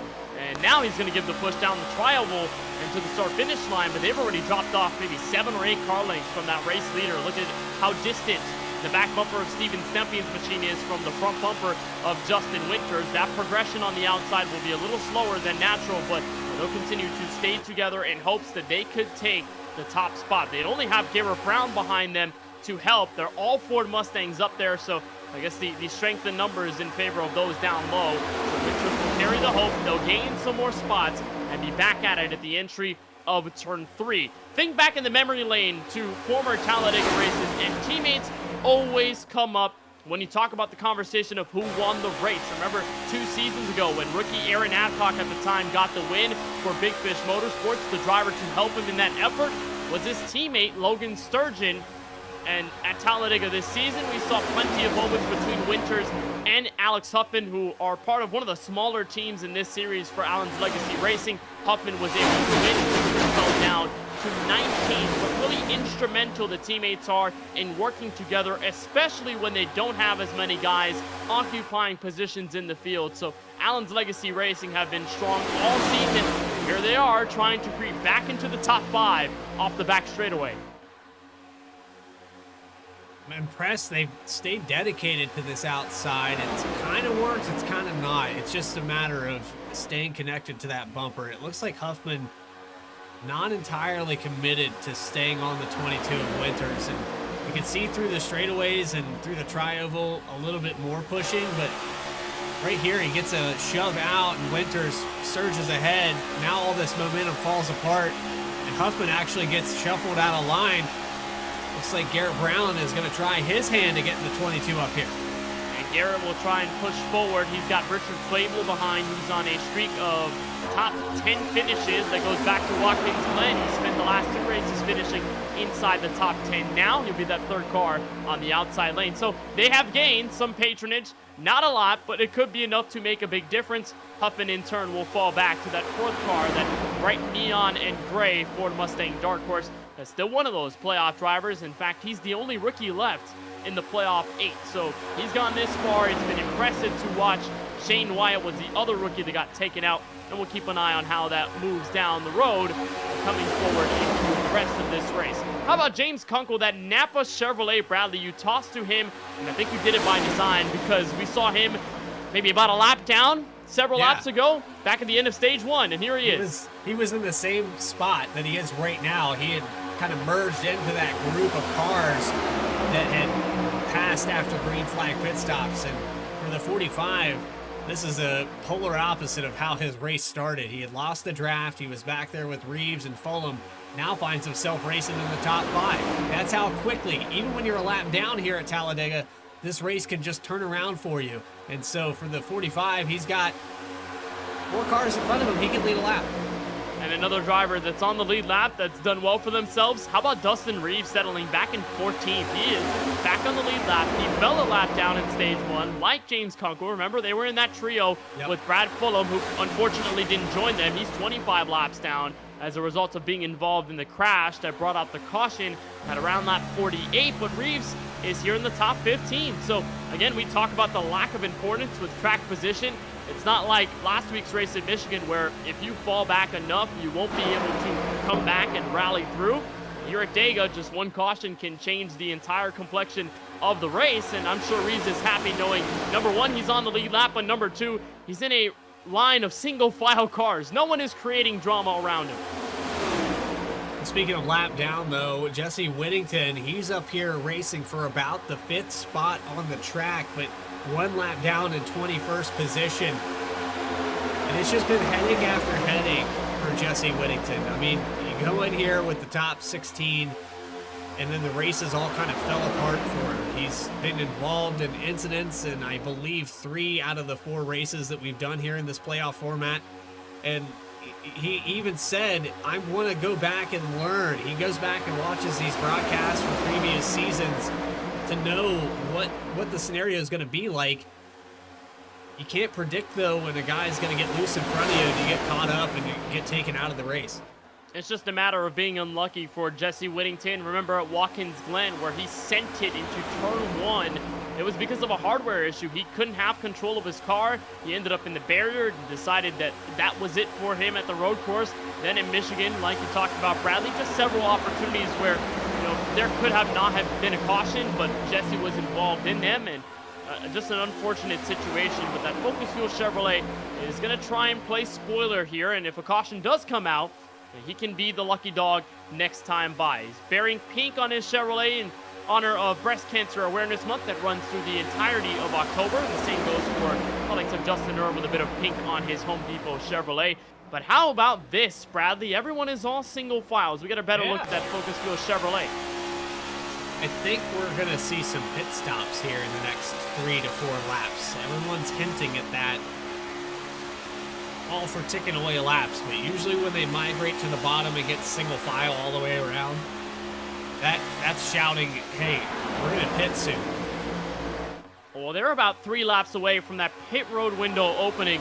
But back in stage 1, nobody did this, right? We had everyone on the inside for the most part, but plenty of guys were having faith in the top, running for position and wanting track position before they hop on the brakes to the entry of pit road. Everyone being a little calmer this time and waiting in the line, saying, well, this will be our chance next time after we conclude the pit road strategy. So every single driver, and I mean everyone, down to Brad Fulham or Jesse Whittington back in 22nd, everyone in the long line of cars, they have not gone side by side. First Taker, Austin Shoemaker, Bill Schoonover, and Prestige Worldwide Racing pitting at lap 77. So there you have it. They're going to cut it a little bit shorter than they did last time. It was about 36, 37 laps that last pit stop. This time, only 29 on the stint. Remember, the stage for stage number 2 is going to end at lap 100. This is a little bit shorter, but, you know, the short call, that could be the recipe. They'll come down this time. A bit of a longer stop for the likes of Shoemaker. A lot of that will be the full fuel tank that is dished out to the guys. We'll see what happens here next time by. Does drop the hammer here on the pit road strategy? The answer, a resounding no. So a really early call by a lot of those Prestige Worldwide Racing Ford Mustangs in the effort to get some points here and there for the end of the second stage that'll come our way at lap 100. And in the effort, everyone 12th on back, actually 10th on back, have fallen about more than a second or two to Austin Reedy, who sits in 9th. This is the secondary pack, about 5 cars deep. I think they're strong enough. Whoa, a little push there that went awry. That was Colin Forrester on the back of Curtis Kelly. He's trying to draft him back up there. They fell off, and I think it was kind of a gap created by these cars coming down pit road. I don't think you should panic just yet. Looks like they're going to catch the tail of Austin Reedy, but we're going to have all 3 of the fast banana cars connected just before these pit stops. I think that's by design. This is a smart move. Get everybody connected back together and then come down pit road. Yeah, that's what they did on the stage 1 pit stop call. All of them came in at the exact same time. They had some other drivers with them, but for the most part, the teammates came into pit road together. They left pit road together, and they decided to have that success as a team in unison. They'll stay in that single file train, and yes, they were able to catch up. Drinking Bros Racing says we want a little more. But the poor news for Prestige Worldwide Racing, they gambled to pit early. Now they will fall a lap down. The leaders are catching up and flushing them down in turn 4.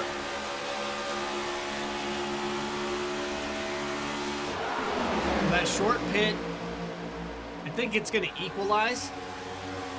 But you're going to want to merge into this group, whatever means necessary. You saw the 88 Esteppian go there on the outside. But you've got a few behind you with Scootover, and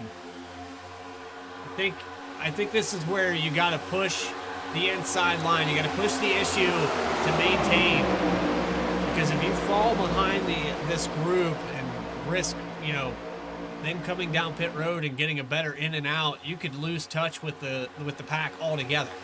And the entirety of the pack behind with Curtis Kelly and company, they swayed up high, and now they're all trying to break down the Prestige Worldwide Racing quintuplet as they're getting around on the outside, and it will cross the line for lap 82. The merge will be a little sketchy. The onboard look from Brown, who is now a lap down, the first driver, 1 lap behind the leaders. Chuck Phelps is bouncing off cars in the middle 3 wide. Phelps also a lap down. Not sure exactly what happened there. We'll go back on a replay and try to take a look at this. He got thrown out into the middle. It looked like the 14 of Shoemaker maybe came up into him a little bit. It was close. That could have been a big one. Could have easily brought out the caution. Phelps bounced off of Winters, then came back down into Austin Shoemaker. Luckily, he keeps his Ford Mustang straight, but behind him will be, it looks like, that's Richard Swavely. Yes, there he is, behind in his number 32 Chevrolet. That's back in 14th. And Chuck Phelps, as a reminder, is a lap down in 22nd. He was one of those that pitted with the Prestige Worldwide Racing Group that was about 5 cars strong. Meanwhile, up front, in row number 3, Justin Winters has the runoff turn 2. He'll look for the top spot down the Alabama Gang Super Stretch. Here comes Winters outside for the top spot in turn 3. They're finally making it work. Huffman and Winters have been trying this outside lap after lap. Now they have DBR behind them. This is a perfect storm for the 22 to get a lap lead. Here comes the 88. This is going to be guaranteed for the 22 to get one. The drop in the hammer Chevrolet fan out. Muscarella cooks it on entry, and he somehow makes it to pit road speed limit. What an entry by the low Chevrolet of Alex Muscarella. That deserves a replay. Well, that's gaining track position and having the nose ahead into pit road. Passed 4 cars down there in the bottom and took the shortest route. Yeah, and he will exit pit road as the leader of that group. Steven Stempian and Justin Erb will settle in behind. So will James Kunkel and Dakota Curtis. And it's left of these guys who have yet to pit to decide their fate. Will Allen's Legacy Racing come in conjunction? They will off turn 4. They'll come down to the inside. They'll hop on the brakes. Huffman will make the move down low. It looks like no locking of the brakes for either of those guys. They make pit road speed limit. And just like the first bit of strategy in the opening stage, Bradley, Drinkin' Bros Racing is staying out. It somewhat worked for them at the end of the first stage. They're out with a bunch of more cars, though, so it's more of a fight to stay alive here. Yeah, they've got that mix of cars that short pitted. And I mentioned that you don't want to lose touch with this group. They've done a fantastic job of staying with the lead cars. So I think they're going to cycle out in a good situation now. They're going to merge at the very least, they'll merge back in after these guys finish out this cycle. When does that happen? Here comes all the Fast Banana drivers. Big lock up here for the 96 of Reedy. It's close. Close, but he avoids a black flag. All 3 of the Fast Banana Camrys are in this time. That leaves 3. Kip Easley, Lawson Peel, and Brandon Banks, just like the opening stage. They've got a bit of Chris Shoemaker and all of those other Prestige Worldwide Racing Fords that, mind you, are still a lap down. They will get the chance to unlap themselves as the 3 start coming into pit road, maybe in about a lap or 2. But they will be behind the 8 ball as long as a caution does not wave. They'll get the benefit of that lap 100 yellow. That'll be the end of stage number 2. But other than that, they are just clawing and fighting to stay alive. Off turn 4, the Chevrolets don't peak down low, and Kip Easley will get to lead some laps. And we were talking about Kip several weeks ago, Bradley being one of those new drivers that are on a bit of a hot streak, right? They've been doing well at Drinkin' Bros Racing to have their cars in contention for wins. And Kip Easley has found himself in great positions as of recently. He'll get to lead a couple of laps here. Well, even a little bit of defense from the teammate there behind. They're trying to break up this tandem. I think they're going to come down pit road this time around. And now you're starting to see that group that short pitted prevail. It's kind of natural because this group short pitting was working against a tandem of cars, 15, 16 deep. Here they come. So there they are. Lawson Peel, Brandon Banks, about making it 3 wide at the entry of pit road. But they'll come in without a problem. And now they have to keep an eye on basically everyone else that have blended in together. Remember Austin Reedy, Forrester, and Curtis Kelly? They pitted from the top 10. They're still in the top 10, and they have caught up to the Drop in the Hammer group that came down pit road about a lap or 2 ago. So Drop in the Hammer will be happy to see this result as Drinkin' Bros Racing them as a unit will come out of pit road now, but they will start to go up through the gears. They will not be at full speed. Alex Muscarella, who will lead this main group of cars, could take the lead with 12 laps to go in the stage. I think that's what Steve Stempien wants right now. He wants to get his fellow teammate some bonus points here. You remember Muscarella very strong at every super speedway we've went to. It was such a heartbreak there for anybody that was a 48 fan to see how his season started out, but he's since turned it all around, and you could probably credit his teammate behind him right here because he's playing a lot of defense here against Justin Erb. Just trying to sword fight everyone who tries to bully their way to the front. But Dakota Curtis and Justin Erb cannot ignore the run-up high by Austin Riddy. They are charging for the lead. 11 laps to go in the stage, and Austin Riddy takes over the top spot in turn 1. It is a lap lead for the 48 car. We've got 12 laps left to do it here. The inside versus the outside. Down the backstretch. Disconnected here. It looks like the 88 got a little hot. He has to breathe it. They'll stay okay, though. That inside lane still has some firepower, and they've got all of those dropping the hammer Chevrolets, rather, in that lane. 1 through 4 on that inside grouping, along with James Kunkel, so they will be okay teammate-wise. Justin Winters gets hopped out of shape there. He'll be on the 3rd line and get flushed down, but how about Alex Huffman threading the needle 3 wide in the top 10? Right up the middle, he found the train. There's the 12 of Peel. He's trying to strike. Now the iron is hot for Peel. Look for him to keep going. Huffman knows that, and he's going to go to the outside. But will Peel help him? The answer is no. Justin Winters, the teammate, will have the obligation to assist the fellow Ford Mustang.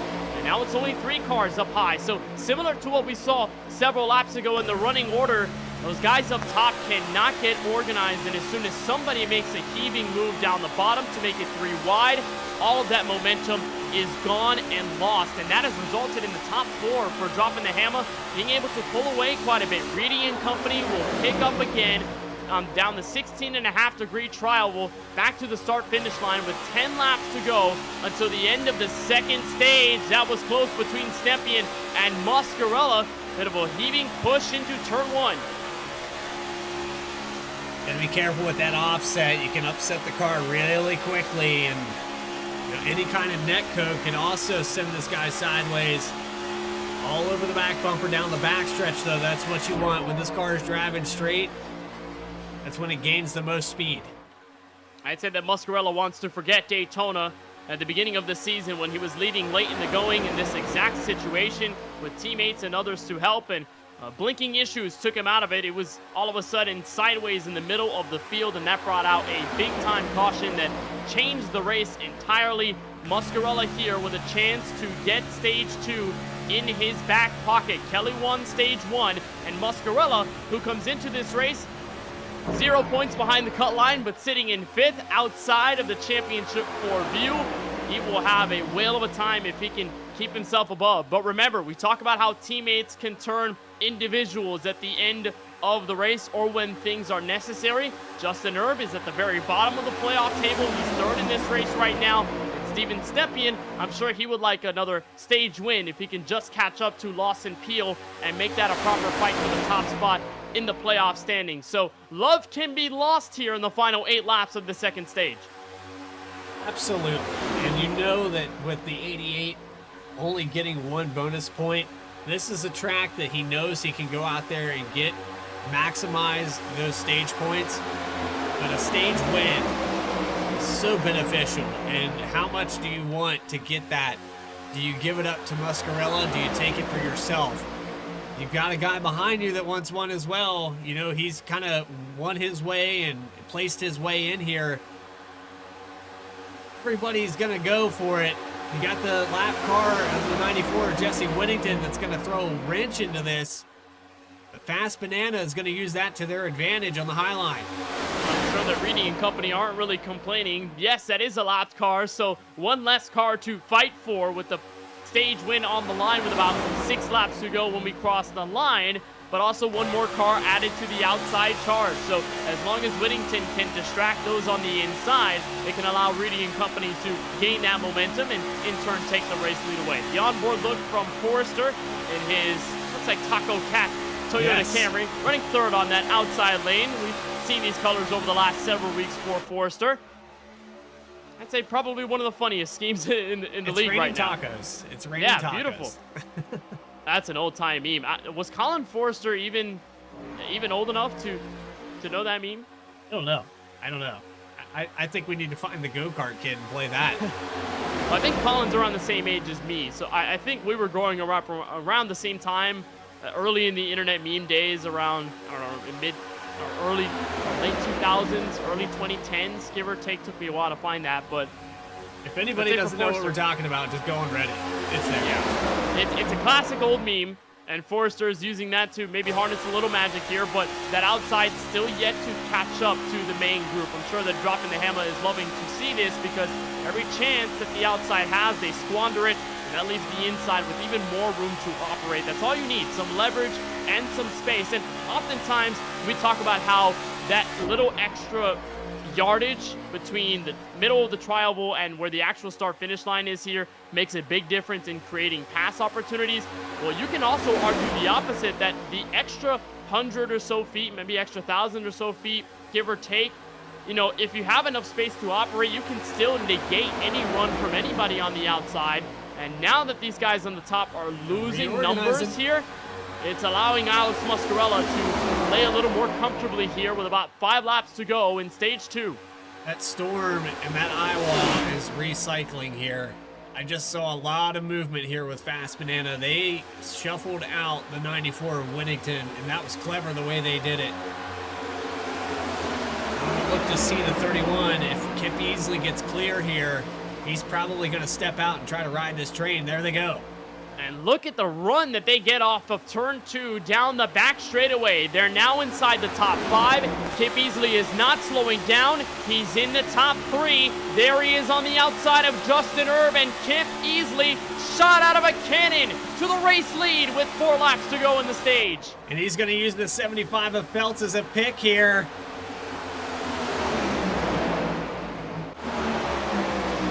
Broken everyone up, and Kip Easley, for the first time in live pack action, is in the race lead with his Drinkin' Bros Racing teammates to help.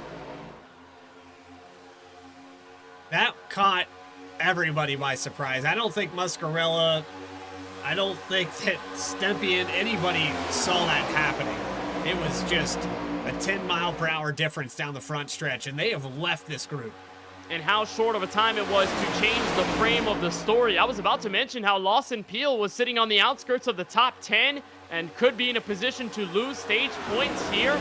But with 2 laps to go this time by, they will be caught up by the rest of the pack. But Peel is in a great spot to have his teammates help him win the stage or just have enough points to stay afloat. There's the onboard look from the Columbus, Mississippi native. The push heavy there from Colin Forrester on the outside. What you got to do, though, you got to control both lanes. You're not going to let these guys get a run. Colin Forrester was not holding anything back. He'll stay level with Lawson Peel down the back straightaway, and Brandon Banks is at the task of controlling everyone on the inside lane, but they are pushing the pusher. Brandon Banks in the Geico Chevrolet inside of 3 and 4 takes the race lead. 2 laps to go in the stage, this time by. This is where the intensity's dialed up to 100%. You have to hold on to it. You got to make calculated decisions. But if there's a gap, if there's a hole, you have to take it. So far, no movement from the Fast Banana trio. Forrester, Reedy, and Kelly continue to stay afloat there on the outside. Kelly, though, at the very back of this train on the high side. And this is what DVR likes to see. Controlling both lanes and staying with the tempo. It doesn't mean that Muscarella will make it easy. It doesn't mean that he won't be aggressive, but it will give the opportunity for Banks to have a bit more leverage up front. Colin Forrester made a move up high, and it will get negated here, denied on the outside lane. Reedy, sideways. Oh, it's sideways. Now Peel is spinning with Reedy in the middle of 3 and 4. Second caution out again 1 lap shy of the caution flag for the stage. Brandon Banks will win the stage outright, but 2 heavy-hitting playoff drivers involved in the crash. I think they take a year off my life every time I see one of these stage finishes at a super speedway.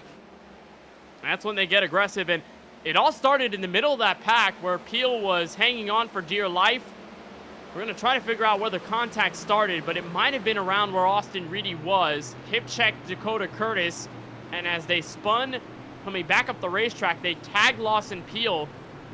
And then James Kunkel got an extra tap on the inside. Again, we'll get the replay, but as it goes, that is the end of stage 2. Brandon Banks is the stage winner, and that in turn will also be his first stage win of the season.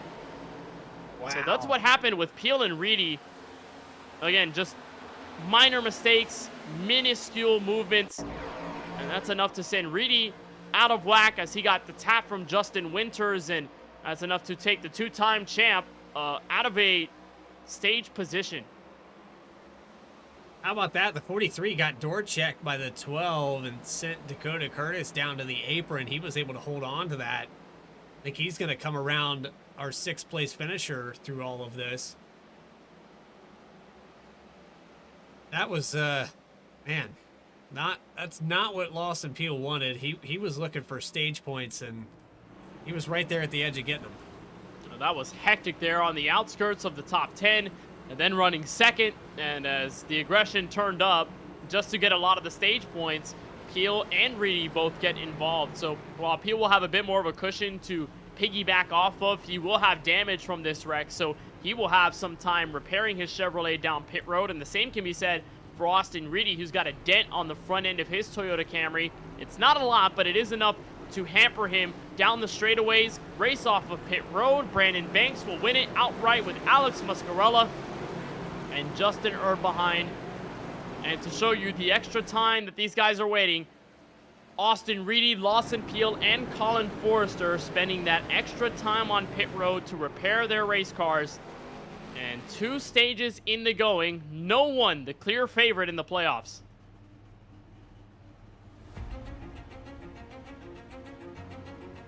Well, lots of damage, lots of cars involved, and we end 2 stages from the virtual Talladega Superspeedway. 1 more stage to go to decide a potential winner here at the Superspeedway. Don't go anywhere. We've got more coverage of the Sunoco Cup Series playoffs on the other side on VSPEED.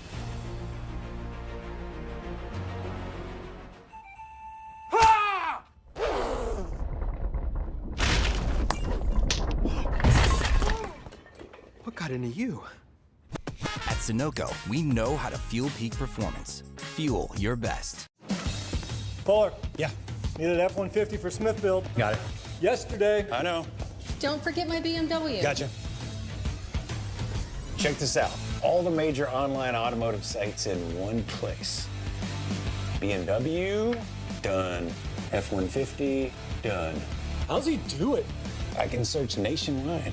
Even those classified sites. Auto Tempest, all the cars, one search. That's how I do it.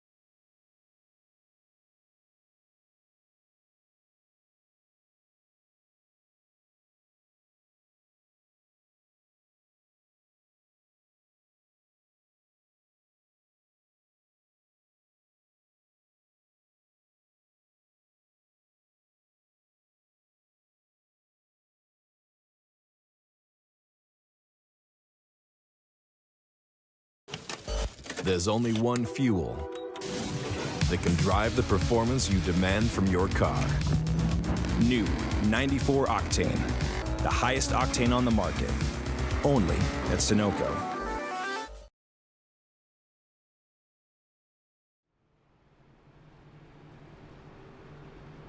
Back live from the virtual Talladega Superspeedway. Welcome to coverage of the opening race in the round of 8 for these 2024 Sunoco Cup Series playoffs. Kenneth Bueno and Bradley Cooper bringing you all of the action. We had a hectic end to stage 2. Lawson Peel and Austin Reedy, 2 big-time playoff drivers, were involved in the crash.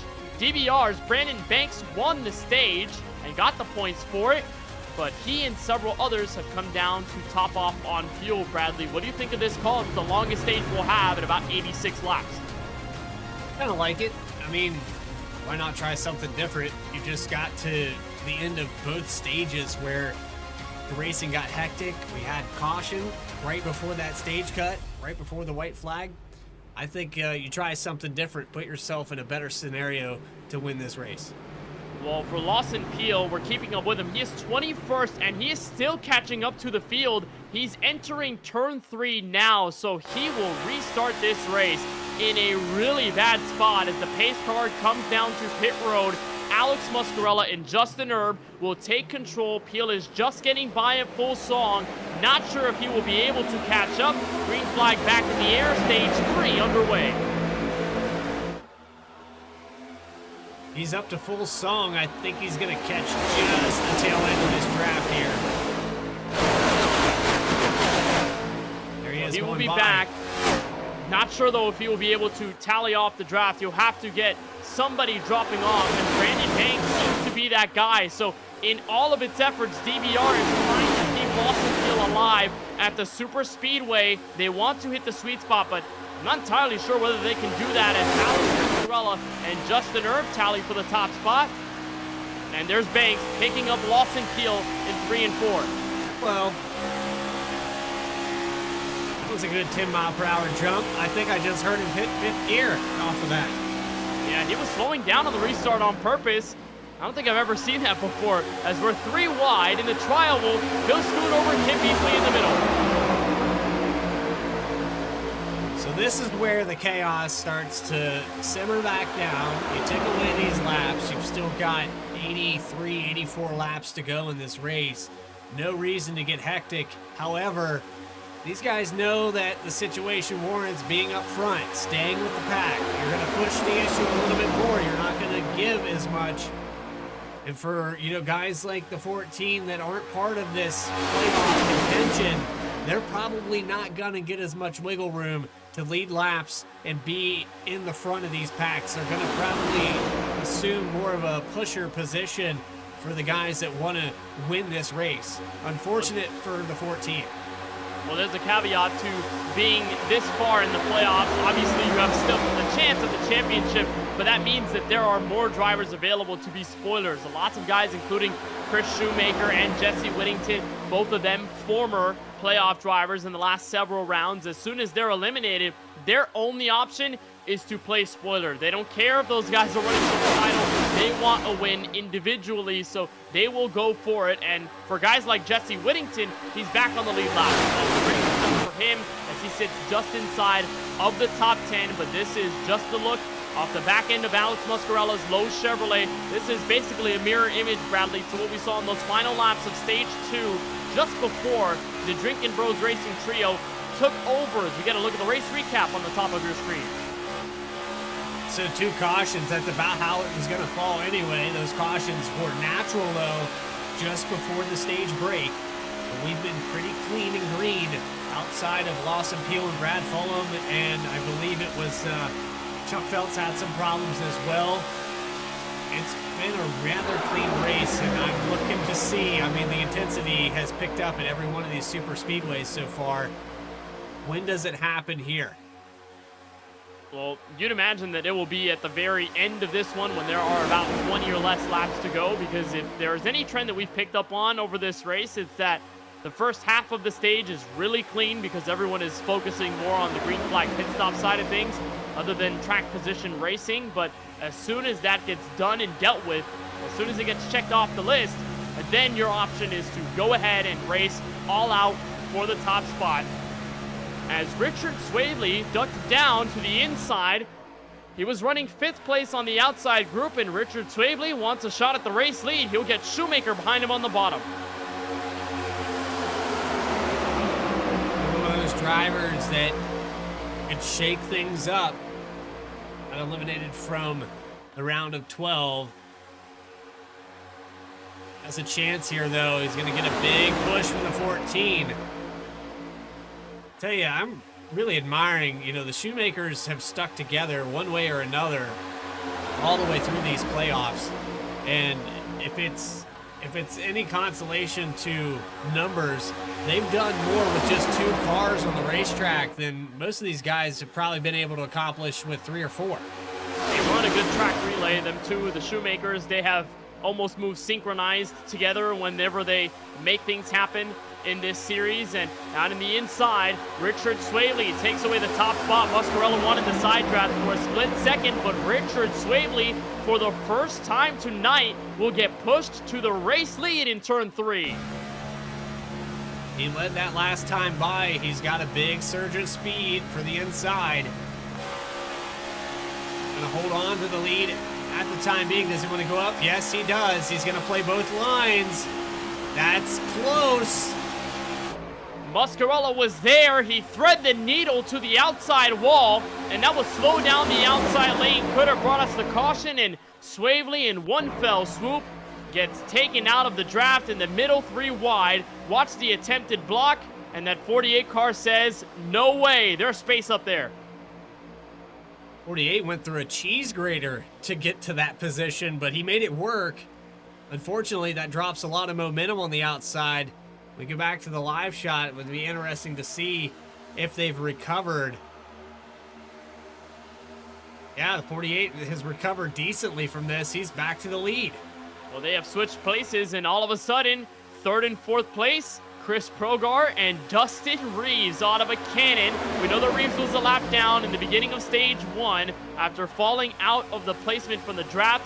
Chris Progar has been silent all night long after starting in 8th this evening, and they will push Alex Muscarella to the top spot while Prestige Worldwide Racing denies any opportunity for Stempian, Herb, and the several other DTH Chevrolets to make a move. The onboard look from Reeves, now sitting 3rd on the inside lane.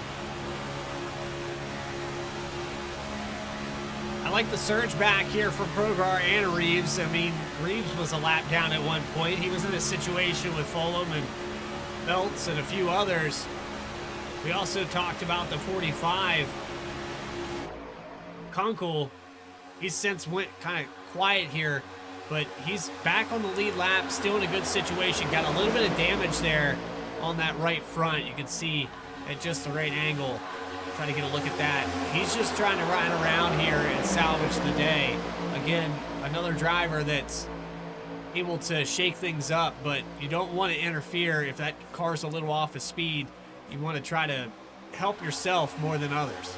Yeah, you've got to compensate for the damage you pick up, and that's the 4th thing about getting damage at this track and other super speedways in comparison to some of the other tracks we've visited. On 1.5 miles, it will hurt your performance, but you won't lose as much speed down the straightaways as you would here at these super speedways. And in the draft, if you want to lead a pack, well, too bad. You can't really do that because you'll slow everybody up behind you.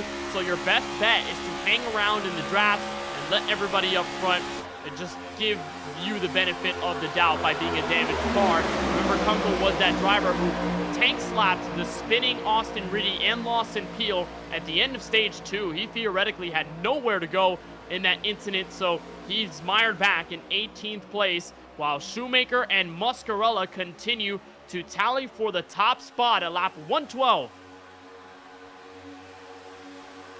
Muscarella working with Progar. He has his teammate on the outside now. They have split up this drop in the hammer tandem that has been working so well up front. And for Shoemaker, Austin has led more laps than the 4 of Chris Shoemaker, who, he needs to get up here. That's what he wants. It's a situation where the 4 car wants to go up here and prove like I should have been part of this final 8. And for Chris, a driver who has finished the last 2 races either inside the top 10 or just outside of it, finished 17th at Michigan, was a struggle there, but finished in 9th at Watkins Glen, and then had a pair of top 10s at both Richmond and Atlanta in these playoffs. You're right, maybe he's not running for the championship now, but you can still make that known that I'm still a strong driver, I deserve a spot, and I can still earn my way up through the Sunoco Cup Series ranks, especially when there aren't that many races left. You can shoot for the stars and not wonder if you're going to fall back to the earth and get damaged in that, because when the season is over, that's it for full-time Sunoco Cup racing. It's just so weird when you say it that way, you know? I feel like I just got here. I try to put some analogies together, here and there. No, it's just so surreal, watching this group and how fast it grew to what it is now. VSPEED just picking it up there at the tail end. The excitement that I got personally, we know these guys. A lot of them have been all throughout iRacing's history. And when you talk about racing virtually as a career, a lot of these guys have made it as a career. They go for the road to pro. They go for the top splits. They race every week. They're always competitive. In the virtual world, you go back 20 years, I can remember my dad saying you won't make any money playing video games. Here we are with iRacing offering up cash prizes and over $100,000 to the Coca-Cola E-Series. It's insane to me. And Sunoco fits in that realm of growth and what's healthy for the sport and taking it serious. It adds to the legitimacy. So it's a shame to see it end. That's a great point. And also, when you have 4 years of history in the Sunoco Cup Series, you generally have an idea of who the good teams are and who the teams that are more underrated are. And for Prestige Worldwide Racing, they hung around in the middle. Other than Garrett Brown capturing the first season championship back in 2020, Prestige Worldwide Racing never found that much success, especially when the series transitioned to the next-gen car in 2021 and a bit of 2022, because Prestige Worldwide Racing had one win to their tally since the next-gen car came out, and it was with Austin Shoemaker, who was at Daytona in the opening race of the season. But we didn't get to see Chris Shoemaker take victory lane. We didn't get to see Justin Reeves take a victory either. And for that Prestige Worldwide Racing team, they've had a lot of success from the likes of Garrett Brown, who's won several races in his career. But this team is underrated. This team is not always known as a powerhouse. And here on the back straightaway, the top two Prestige Worldwide Racing Ford Mustangs will take the lead convincingly at lap 16. It's a surge there, and I think that Shoemakers, they've got to just kind of flex a little bit here with what they've been able to do. They're keeping everybody separated, guessing on their toes, and every time they have a benefit, they take that and make something out of it. But right here, this is where they have to react. If you're the 14, I think you drop down in front of Stympian a little bit too late. He's stuck with Chris here, and I think he's going to pay for it. Well, they held back on the reaction and dropping the hammer. Remember when they got broken up? Well, now they're all back together. First through fifth with Chris Progar in the back of that group in car number 7. And Steven Stympian, who has led a bulk of this race up until now, has been able to control the tempo quite well. He'll get several pushes from Justin Erb down the back straightaway. And in turn 3, he will have a shot at continuing to dominate this race. Stympian is a 3-time winner this season. He wants to enter his second straight championship four with even more of a chance to win. And the onboard look from Curtis as the happy team owner sitting in 3rd place. I want to throw out there, we were talking about Peel. He has found his teammate. He also picks up the 16 of Garrett Brown in this grouping. They are 20, almost 21 seconds back. This is not the time in the race for this to happen. There's not a stage caution. They need a yellow. They need an actual caution to bring them back up there. What a shame, though. Lawson Peel surged back in that first stage, then tried it again in the second one, got caught up, fell out of the top 10. Now he's he's barely hanging on to the top 20 here.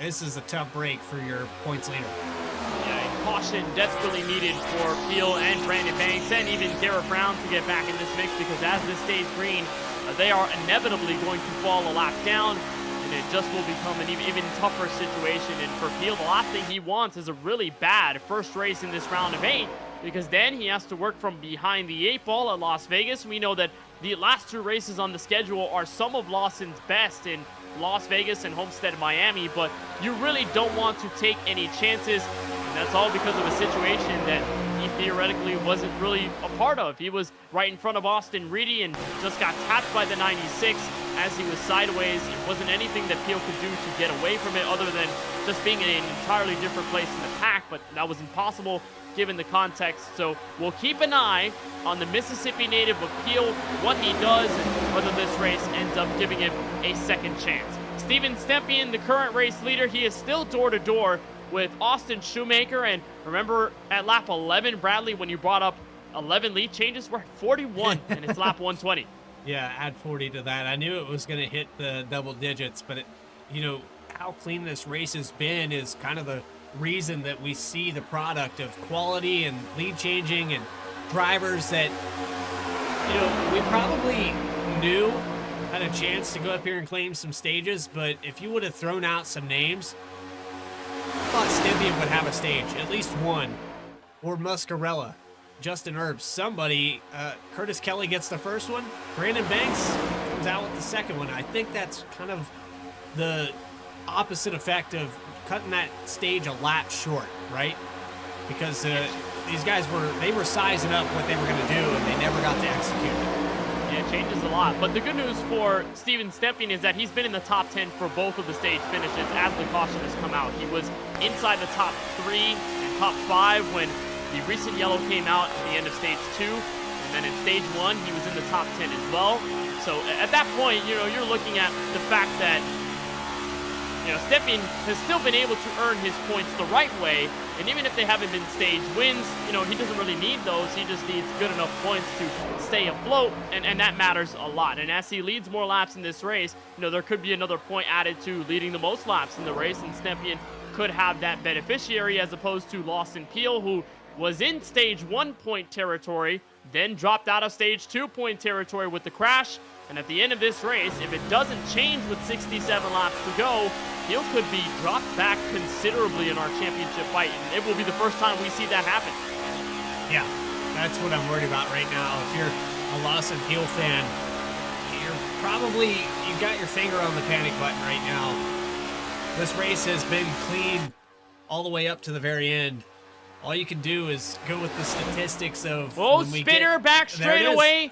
Under the apron, it's Chris Progar, and somehow we will stay green from Talladega. I saw one car dropping off. It was Progar's Chevrolet, and he was bounced out of the top 5 from a faulty push by James Kunkel. A gorgeous save, keeping it away from the inside wall in a Tokyo drift, and somehow evades our 3rd yellow flag of the race. Onboard look from Progar.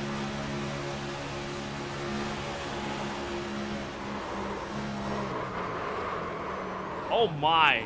That inside wall got close.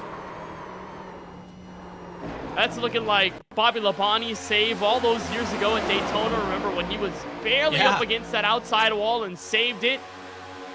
This is save of the year from Chris Progar. Second look at it down the back straightaway.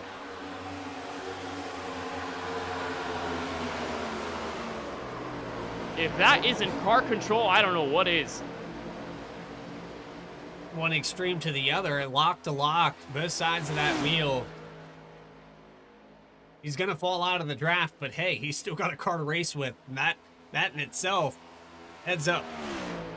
Well, he's glad he isn't seeing what's happening up front because they are still bouncing around the place, around where James Kunkel is. Remember that he gave the shove to Progar to send him sideways off turn 2. Well, he just backed up a ton of guys on the inside lane with Justin Winters, Alex Huffman, and even a bit of Colin Forster. They were roughing it almost 3 wide, and they almost tag along together.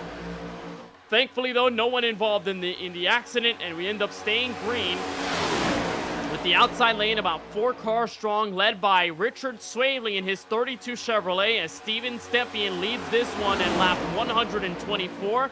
And for the 3rd time in this race, Bradley, we have to think about green flag pit stops extensively, because while in the first 2 stages you could pit with about 35 laps in and you could be okay until the rest of the stage, this time around when you've got an 88 lap stage, you may want to cut it closer to halfway, which is about 44, 45 laps, and it will get really close on the fuel window for everyone involved. And I think I just saw a little sigh there from Stempien. He's contemplating that right now. He's out front, so he's burning more fuel than the rest of this field. And that's going to put him in a scenario where he might be 2 or 3 laps shorter than everyone else. That doesn't translate well if you're trying to win this race. He might want to consider backing up and letting Herb, maybe Curtis, anybody else lead some laps. Caution flag, crash on the trial wall. Justin Reeves, Bill Schoonover, and Richard Swavely among those involved.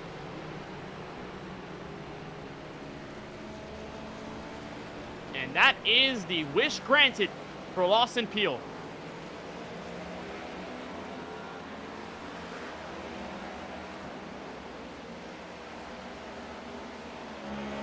Let's tally this one up and see how it all began. It was derivative of Dustin Reeves.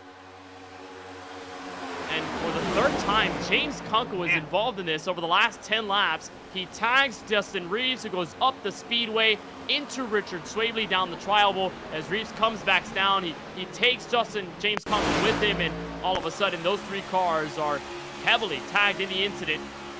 And there's a look on board from Swavely on the outside. He just had nowhere to go. He had a surprise car hit him in the door. We didn't even see it. Nowhere to go when you're that leading car on the outside.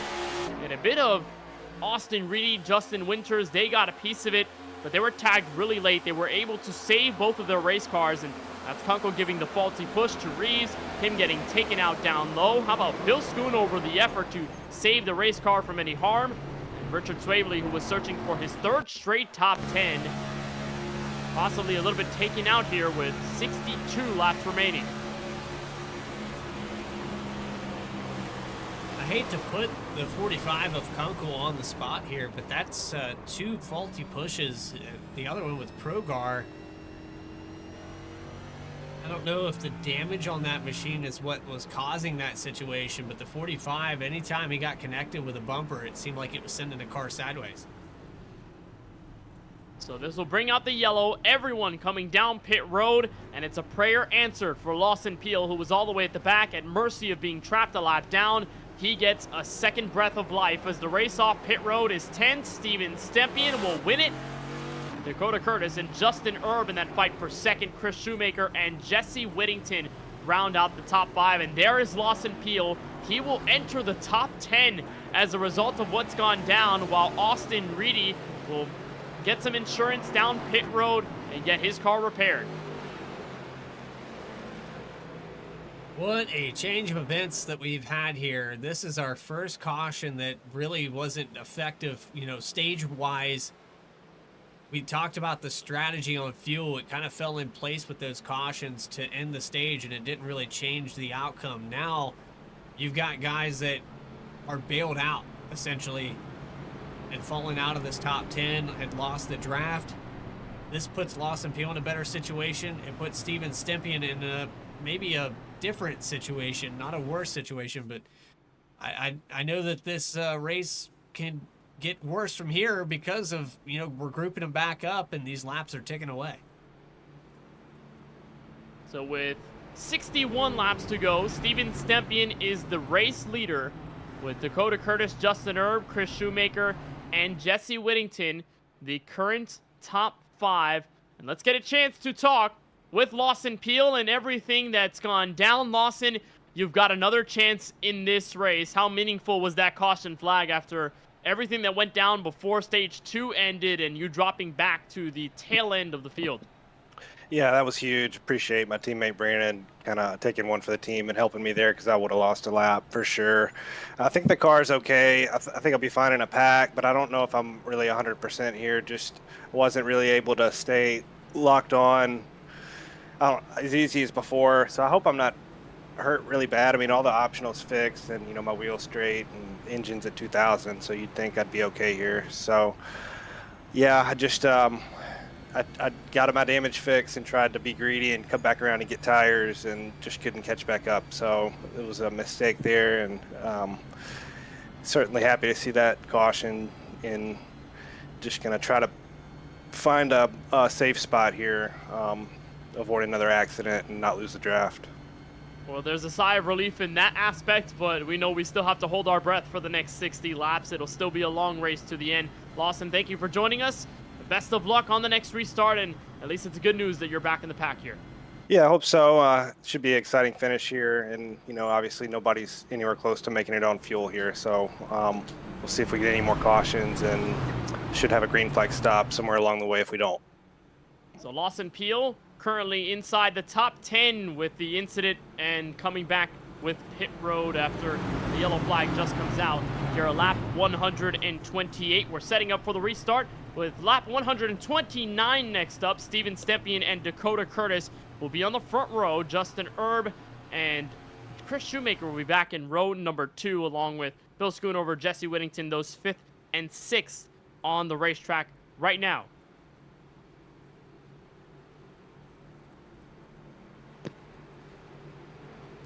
Still here, Kenneth. Yeah, we're going to try and drag you back. I think my mouse has just died, so it's been hard for me to drag you back, but I guess Lawson maybe join us for the restart. Hopefully Bradley can get him back in his team, but, maybe we can get an in-car view from Lawson on the restart. Trying to get you to Prestige, correct? DBR. DBR, that's right. There we go. There we go. So Lawson Peel's back in. Apologies for the technical difficulties there. Still trying to figure out the mouse situation, but league owner Dakota Curtis on the outside of the front row with Dakota Curtis, or rather Steven Stepien on the inside. Well, it's been a tough one here over the last several minutes or so, but Dakota Curtis and Stepien bring us back underway. 60 laps to go from Talladega.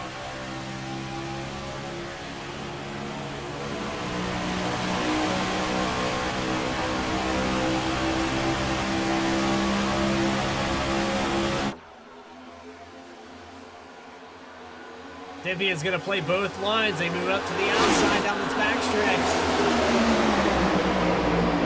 Dakota Curtis had the momentum. They broke it up. Now the 94 down on the bottom. Jesse Whittington back on the lead lap. He might take the lead. He will into 3.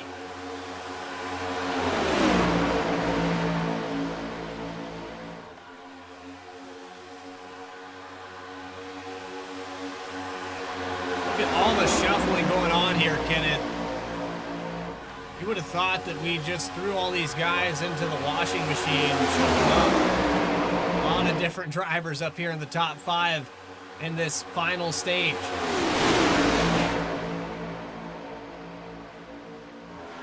It is all over the place, and for Whittington, who was a lap down earlier in this event, will have a chance to lead some more. Brandon Banks, the Stage 2 winner, is here, and so is Stage 1 winner Curtis Kelly. Austin Reedy with a big fight up top, door-to-door in Turn 3. On the outside for the 96 of Austin Reedy. 88 of Stepien giving him a shove out of the exit of Turn 4. There's the 20 of Justin Erb. He's also got a good head of steam. But for Whittington, this is a lap led, and he's earned it. He's been off-grid all race long. That time around, Reedy is going to get the surge. When will he drop down? Will he play protection on the bottom? He has no teammates here right now. Brandon Banks goes to the high line. Chops the nose a little bit there of the 9 of Schoonover. Schoonover quiet in these later stages. 94 following on the inside. A lot of checkup here.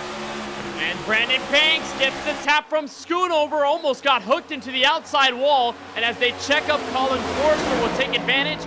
He'll get shut off by the Geico Chevrolet. That was pandemonium in the middle, 3 wide, as Schoonover continues to find his place, while Stepien ducks underneath Austin Reedy with help from Erb. Stepien back to the top spot. I think somebody said there's less than 50 laps to go, but I don't think that's the case. There's the 94. Is he going to save it? He locks it down. We stay green. He'll hold on to his Chevrolet, and he doesn't get back into traffic at a dangerous moment. Jesse Whittington, though, may be taken out of this one as he got tapped at the entry to Turn 1. He got backed up. Chris Progar gets a faulty push to the back bumper. And just like Progar had to do earlier in the race, Whittington in the effort to save his race car does, but he'll be at the expense of having no one around him and all by himself in 18th place. I don't think we've seen the end of that just yet. It seems like this car, as this day has progressed, is getting a little bit more out of control with the pushing. They've been pretty calm, but now you're starting to see pushes deeper in the field, and that's where things go wrong. When it's the front two or the front four cars on both lines, that's okay. When you start to see guys 4 or 5 cars deep give a shove like that, they're not ready for it, they're not predicting it, and so it sends these guys to the inside. We've already seen it 3 or 4 times, and we're going to continue to see it even more. And we got a big shuffle at the front of the field. Brandon Banks just took the lead away from Stempy, and Colin Forster, the man to give him the push, and the man that we interviewed under the yellow, but couldn't seem to drag him out because of my mouse problems. Lawson Peel now in 3rd. So after that caution, just how much things changed for the 2-time champ. He's praying that it does not go haywire at the end of this one. The top lane has a lead of about 7 car lengths.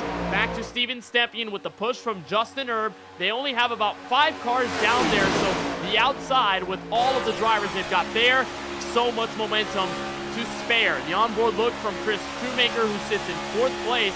He's one of those prestige worldwide racing drivers still lodged in the top 5, looking for a chance at hope and a race victory. So how aggressive do you want to be here, Kenneth? You see the bottom start to surge back up here. It's under 50 to go here soon. We know we have one more pit stop underway. You want to protect these positions. I know track position, like you said, not as important here at Talladega, but it can help benefit you when you come down pit road and maybe you want to be the 3rd or 4th car that leads them in. Makes it a little bit easier to come back and transition, maybe take the point for these final 25 or 30 laps. I'd say it only matters, Bradley, if you're in that first pack. As you separate from the first pack and you fall into your own with less cars in your tally, like an Alex Huffman in this situation, who's with James Kunkel and Garrett Brown beyond the top 15. There's the 3 of them. As they fall back in the draft, if this race stays green and they're down to green flag pit stops, well, then they will be out of luck. But as long as you can stay in the front pack, you should be okay, because we've seen whether you undercut or overcut, you still have a pretty decent chance of getting back into the pack, getting assimilated with the crowd, and having at least a shot at making a run happen. Chris Shoemaker, we saw him fluctuate down to the inside lane in front of Steven Stempien. And his move not awarded quite yet. He'll settle in 3rd in that fight with Lawson Peel. But Chris Shoemaker has a chance in getting his nose ahead and leading some laps here at the Talladega Superspeedway, to which Shoemaker, last time we were here, finished 22nd in a much bigger field, but a much more hectic race. In the regular season, he'll have the shorter way around the racetrack in 3 and 4, and Steven Stempien is all over the Ford Mustang dark horse Chris Shoemaker, even with 2nd place, but he'll get beat off the corner. Brandon Banks retains the race lead. Oh, Banks dropped down in front of that a little bit. I think he broke up the momentum. Shoemaker might have cut him a break there, lifting out of the throttle. No reason to push the issue right now, but I can guarantee you that move's not going to work with 5 laps to go. Shoemaker will have no choice but to go, because Stempien's not going to back off the bumper. Well, at that moment, you really got to push the pusher, to which I asked you, Bradley, when is go time? A lot of people have different opinions on this. A lot of people think it's very much earlier. I happen to think it's much later, but when is go time for you at the Superspeedway? Depends on where you are. I know the opinions kind of vary, like you said, but I think if you're coming out of turn 4, that's when you make your move. We've seen a lot of races at Daytona dictated by a turn 4 exit, but you have even more ground with this tri-oval to complete that pass. I think it's just a matter of knowing your surroundings. Who are you going to go with and who's not going to go with you? Do you step out of line and maybe try with somebody that you haven't worked with? Just being aware of your surroundings here. The right time, though, for me, I want to be probably that 3rd, 4th car in line on the outside, and I'm going to go for it out of turn 4.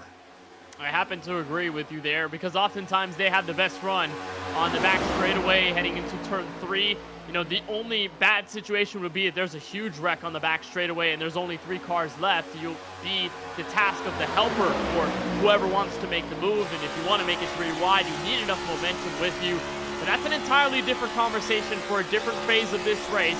But with about 50 laps to go at the cross of the start-finish line, we'll go back to that point that you made earlier on, Bradley, and the same thing that Lawson said in that interview under caution, that everyone is sure there's at least one more pit stop left to go in this race. There could have been the possibility of 2 pit stops to go until the checkered flag, but because we had that caution come out the way it did, with the crash that went down, everyone is just reduced to 1. So it's all about whether you can master that, and the biggest question is, do we get it under green or do we get it under yellow?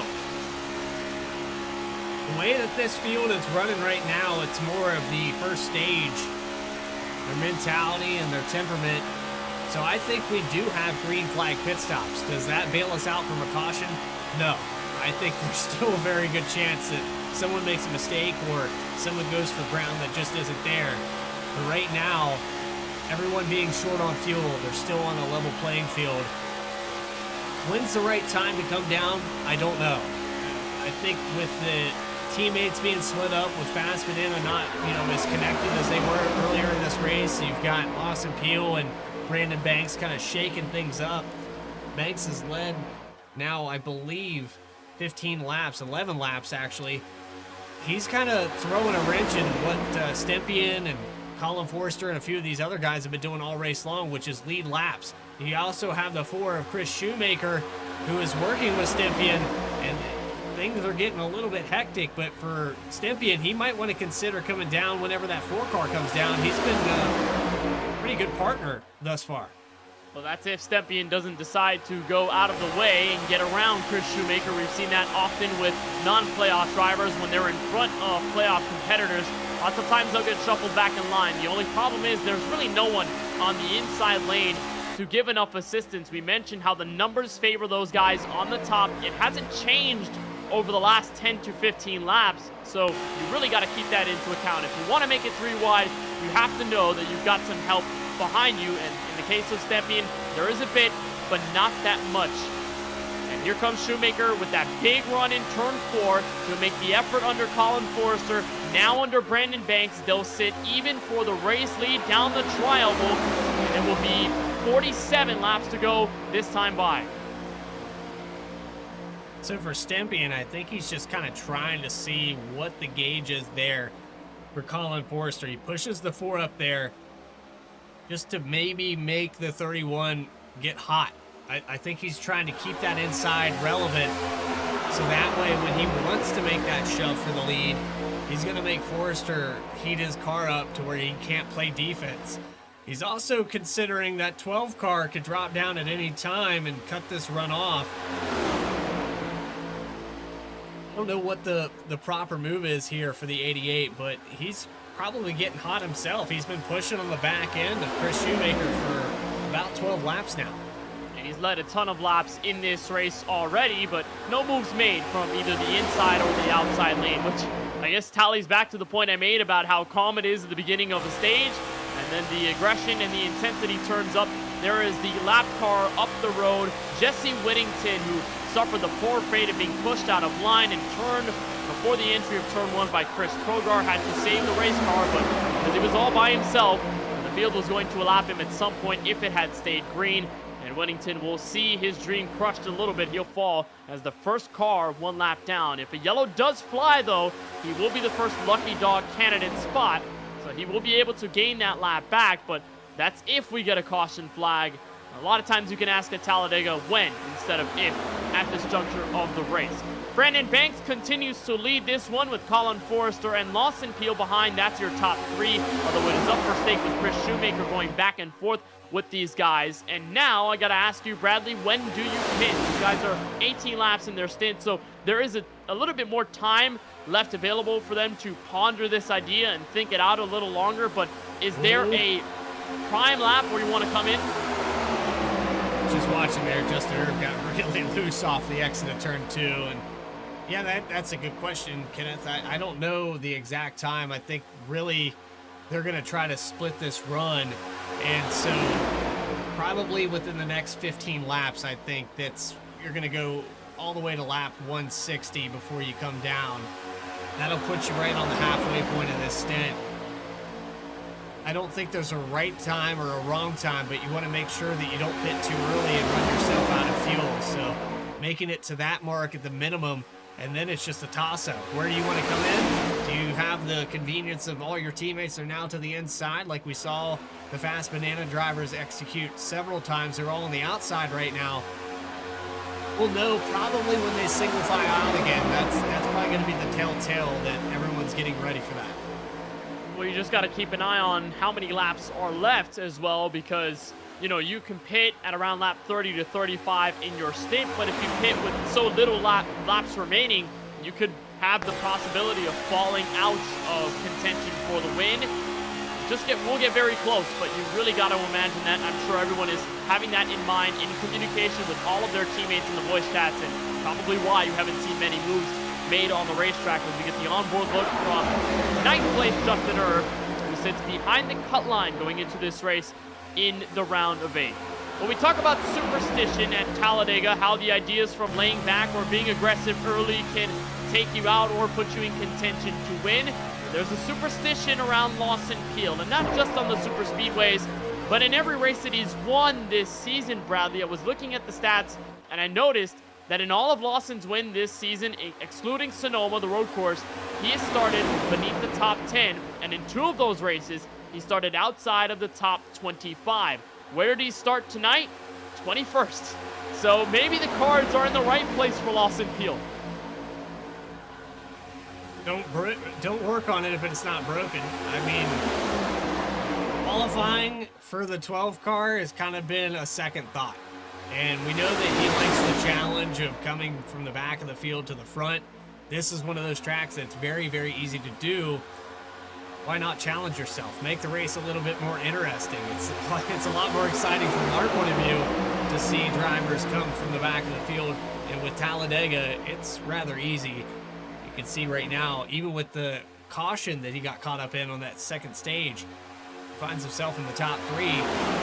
Hopefully, you know, he has a race leading car with all that optional repaired, but you know, you're the statistician here. I won't argue with what you're saying. I just know that it's a little bit more difficult in a track like this to maintain those statistics. Well, it is, and Lawson hasn't won a super speedway race because of that. He started outside of the top 20 or top 10 in all the intermediate tracks and road courses that we've run this season. But for Peel, super speedways, that one sector of track that he still has yet to master. He sits in 3rd as Steven Stepien has taken over control of the inside lane. He's got Erb there to push. They shuffled out Chris Shoemaker, who in turn is middle 3 wide on the back straightaway, sitting in 11th place with help from Austin Shoemaker. But the field is starting to thin out quite a bit, and we're still getting these hefty packs as Stepien continues to work his way, gets the almost faulty push from Justin Erb, got sideways in turn 4, but it's still Brandon Banks up front with 40 laps to go.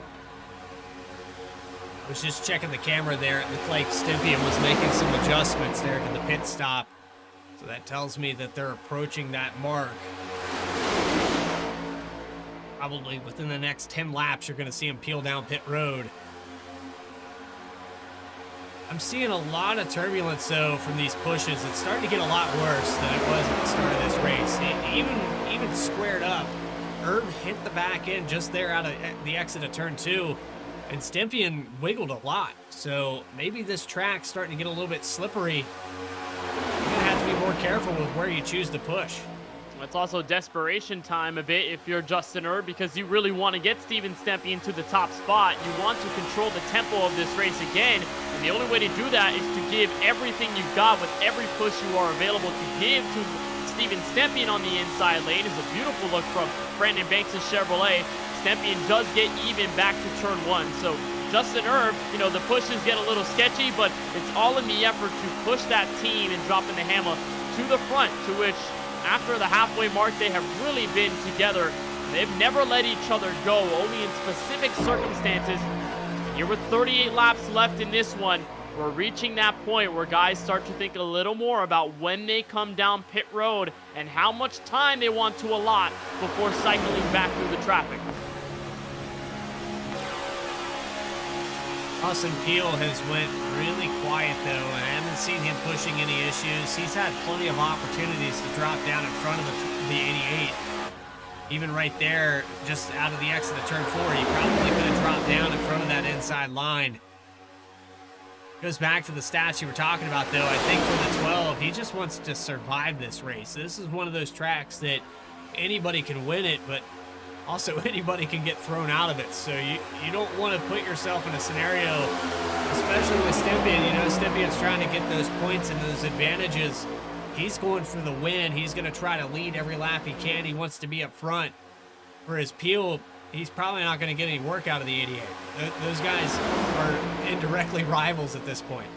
Yeah, they are. They've been going back and forth throughout the entirety of the season, especially late in the regular season where Stepien went on a hot streak and won multiple races in a row, and then Lawson said, I'll turn on the oven again, and went back-to-back in the round of 12, winning both Watkins Glen and Michigan in convincing fashion.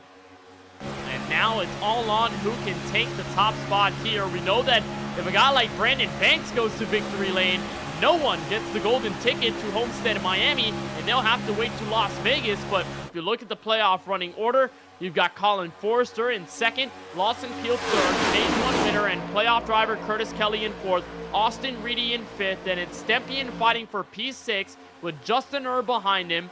And then the last driver in the top 10 in the playoffs, nobody else. They're all non-playoff runners, and that's a look at the playoff field at the front end of your screen.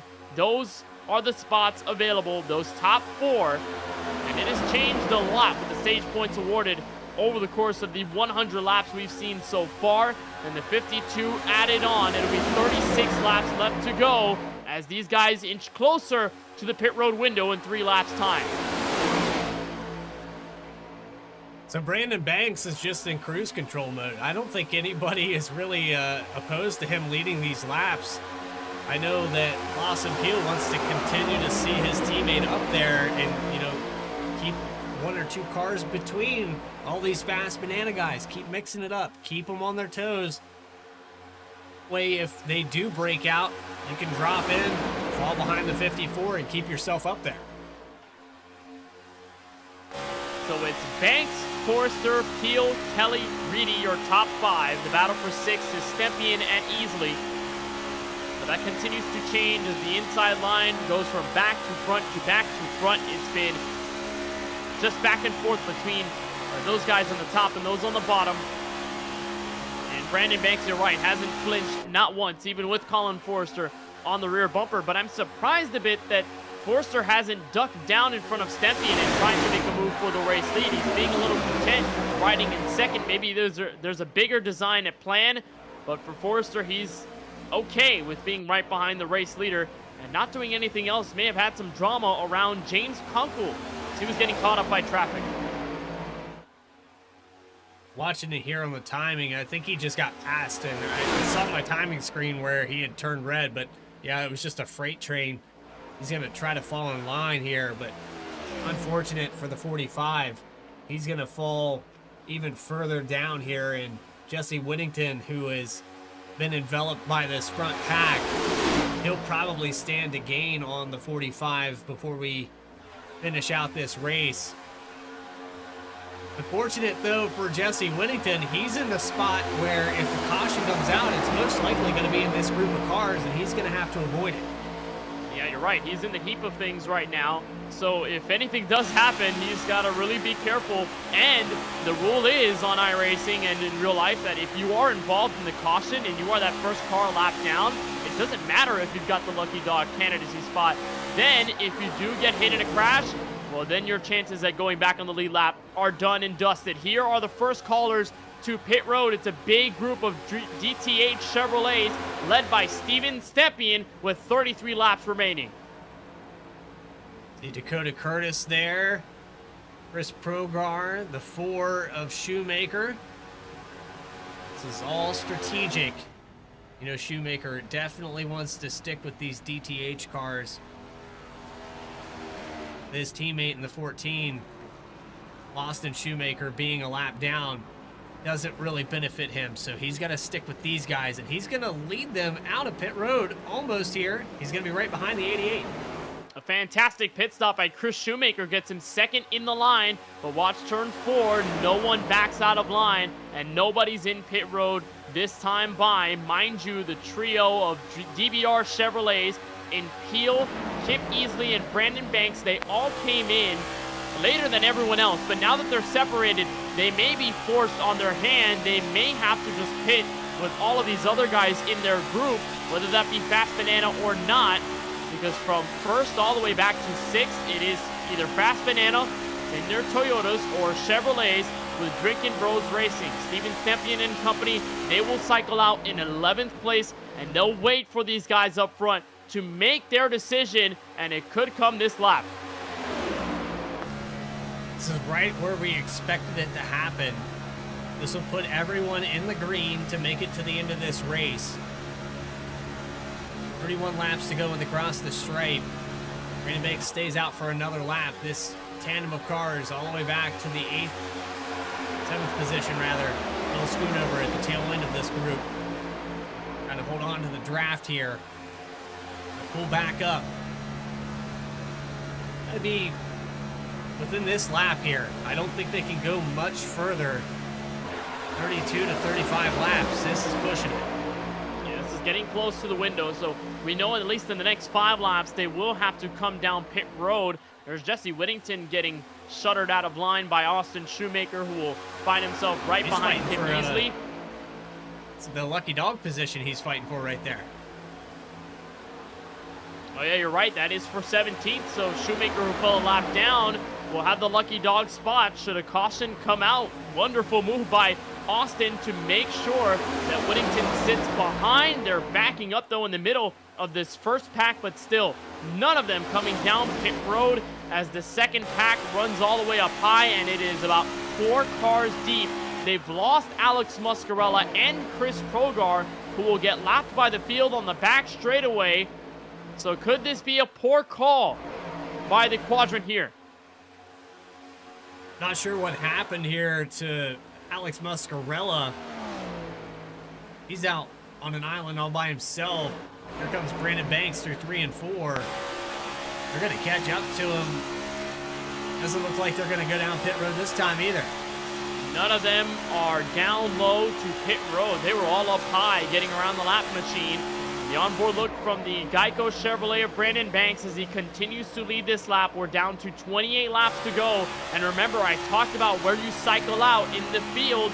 We understand that with how little of numbers the pack that came down pit road a couple of laps ago have, well, these guys at the front may just be it in the decision for the race winner. But they do have to come down one more time, and they may just do it all together. They're getting around Muscarella. They'll put him a lap down. But Austin Shoemaker and Jesse Whittington will wait to get around. They won't have the chance to. They are too far back. Whittington, I think, is backed out of this race entirely. And there's the second group, 4 cars deep. I mean, they've stretched this run a lot further than I thought they would. However, they are making up time. You look at the last time by a 49.689 for Brandon Banks. You go to the 88 of Steve Stempian, it's a 49.733. That's gain time here for the 54. They're not losing anything by staying out. But the time is running out to pits, and it's lap 35 on their stint. So here they come, potentially off of turn 4. They're hugging the yellow line. Lawson Field is chirping over the radio, so there may be some pit road calls off turn 4. Will they back out down the line? No, they won't, so they'll stay out another lap.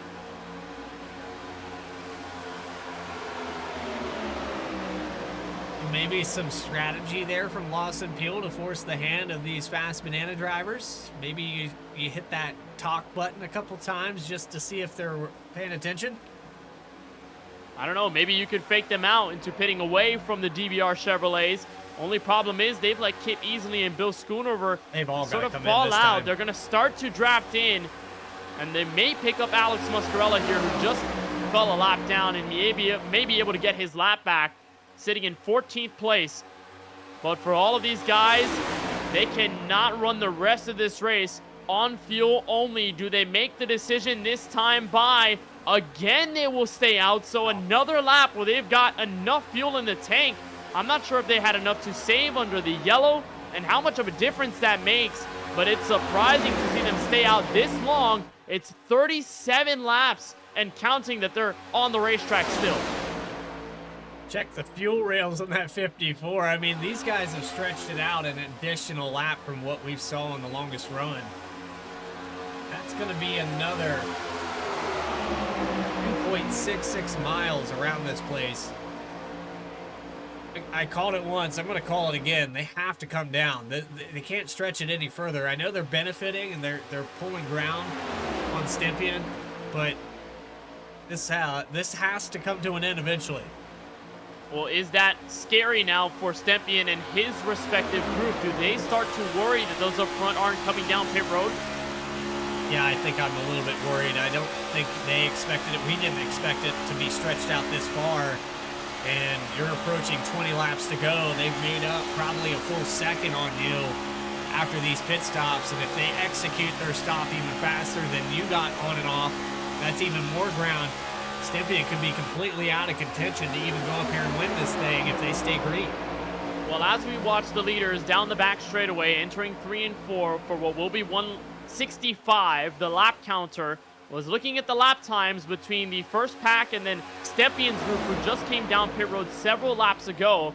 And you can really tell when the pack is hemorrhaging time because they're saving so much fuel. A lot of times, these guys won't be at 100% full throttle because they will want to save as much fuel as possible in the draft.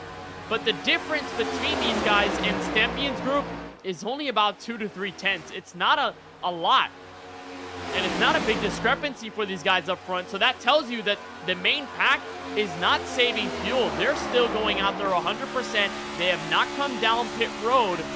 So for Stempien, he's thinking, did we pit too early? Did we make a mistake here? What's going on? Let's read it on his face. He looks pretty calm and collected. Still thinking, I'm going to go up here and win this race. 2 or 3 tenths, you know, after they hit pit road, it could look like a lot. So, well, here they come. Get it all cycled. Leaders are in. This time, Kunkel punches Reedy in the entry to pit road. Luckily, he saves his Camry before catastrophe lets loose. But everyone in the main pack in this time with 23 laps to go.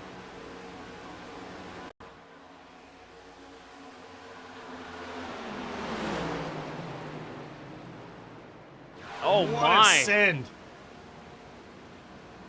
Looked like Kunkel didn't really know that Reedy was going to come down there and enter pit road. He was getting lapped by these guys as they were all going around on the outside of turn 4. That was remarkably sketchy. And somehow Reedy doesn't get a pit road speeding penalty and he saves the race car. He almost got into his teammate there. It was Colin Forrester in front. Reedy saves it. He's at the back of this pack. And somehow Bill Schoonover, who had a 9.1 second pit stop, escapes first. And there's Stempien and the group. They're starting to catch up. They're now exiting turn 2. How much time will be available for those now getting up to the gears? On board, look with Stempien. They're going to catch the draft and probably start making a pass out of the exit of turn 4. They got the back of Kip Easley. They're just going to leave him out. Easley can catch the tail end of this group. Man, they're a freight train though. Look at the difference at the lap times when they cross the line. Schoonover the leader. He clocks in 56.415. Stempien and company 49.253. That is because those at the front did come down pit road, so they do have less time on their tally. We'll see the next time by. But the gap doesn't seem to be crunching down as much.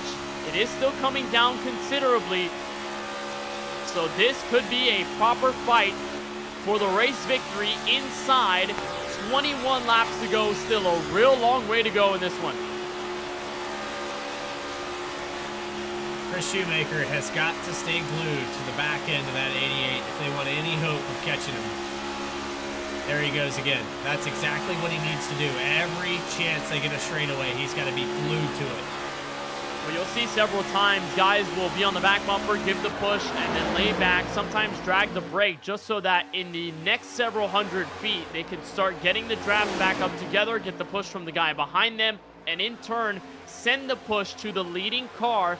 In this case, Steven Stepien. Shoemaker has done a good job of staying behind and making sure it didn't envelop into a mess.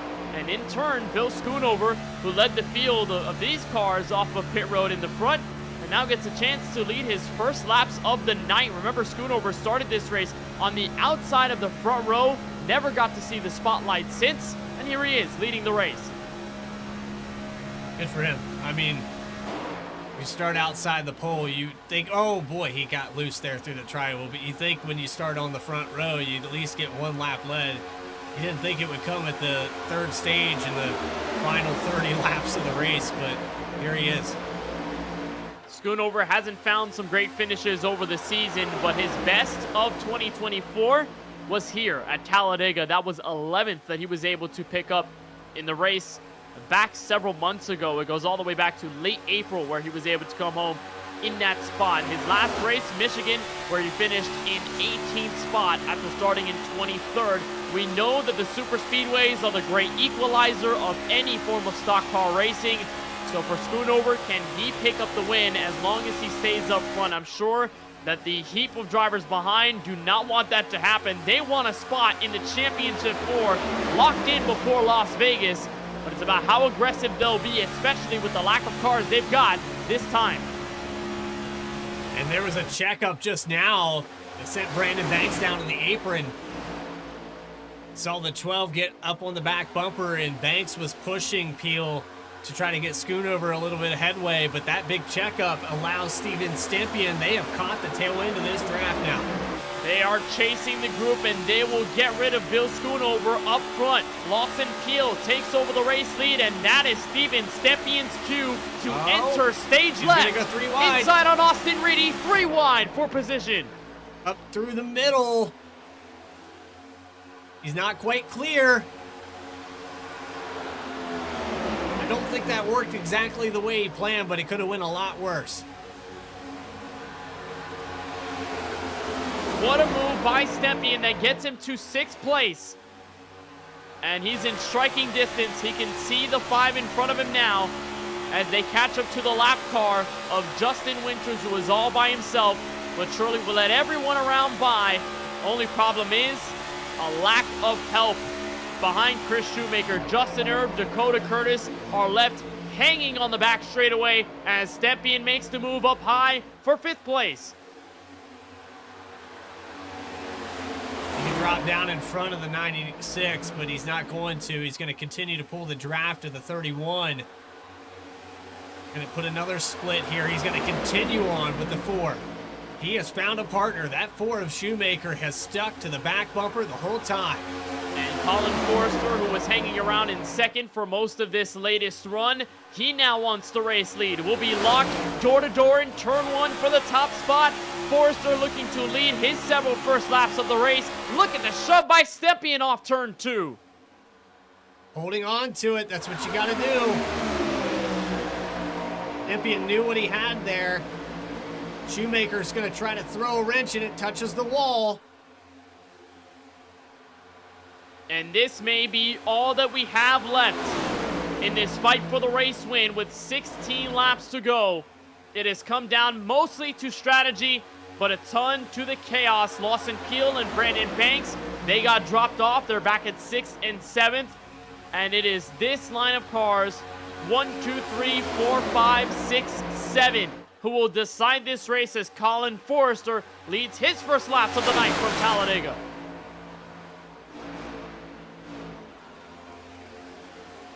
I like the scenario that Stepien has put himself in. They can't work together. You see Reedy and Curtis Kelly trying to do something here, but they can't get up there to their teammate. If he drops down, Stepien and Shoemaker will leave them out to dry. Well, this is the problem when you trickle down the size of the field, you've got less opportunities to make something happen, because if you're at the back end of this group, if you try to make a move down low, it's not guaranteed that someone will help you or will be down there. So you really just have to hope that someone for their train tracks. And for Reedy, no one was there to lend a helping hand. Reedy in turn is the tail end of the first pack here in 7th place.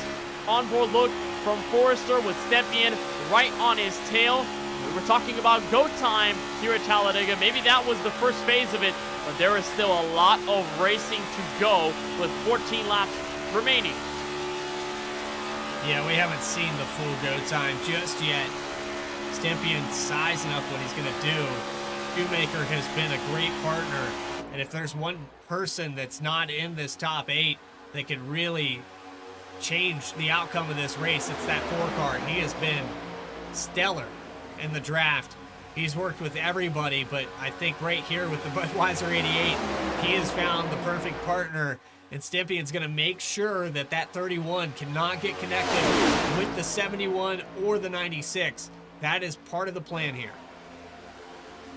So it's all single file. Colin Forrester, Steven Stepien, Chris Shoemaker, Curtis Kelly, Lawson Peel, Brandon Banks, and Austin Reedy. That's your main pack who currently have the chance to win this race. Then it's Justin Erbach in 8th, Dakota Curtis in 9th, Bill Schoonover to round out the top 10. And then a tertiary pack with Alex Muscarella, Kip Easley, and Chris Progar. They brought Austin Shoemaker there as well, who's a lap down in 16th place. We have taken out several cars in the field, 5 of them to be exact. We had 23 that started this race and 18 that are still on track right now. Kenneth, the intensity, just about 10 laps to go. I don't think you show your hand until that white flag comes out, but you probably are going to start hinting and communicating with the guys around you what your plan is. I think for Steve Stepien, he's fully committed to whatever that 4 car is going to do, and vice versa. They're on the same page. I would say the 31 of Colin Forrester is going to pray that Curtis Kelly can get connected whenever the 88 and the 4 decide to make a move, but you also have to factor in Lawson Peel and Brandon Banks. There are 3 different groups here that are working against each other. Yeah, if we're talking about the team numbers, well, Colin Forrester, Austin Reedy, and Curtis Kelly out of Fast Banana, they have everyone beat in this main group. And while Stepien has worked well with Chris Shoemaker, they're not teammates, right? Dropping the hammer for Steven Stepien, Prestige Worldwide Racing for Chris Shoemaker. So they could still be in somewhat of an alliance at the end of this one, but when push comes to shove, they probably won't really help each other because they want to win for their own teams. And then for Drinkin' Bros Racing, they're only 2 deep with Lawson Peel and Brandon Banks, who have worked very well together so far. So it really comes down to Fast Banana versus everyone else. But you bring up the great point, Bradley, in which Fast Banana is separated. They've got 1 car at the front, 1 car in the middle, and 1 car at the very back of this group. So it almost feels like a sandwich where you've got the 2 pieces of bread and then the meat of the sandwich right in the middle, while the other toppings are surrounded in the front and the back of them.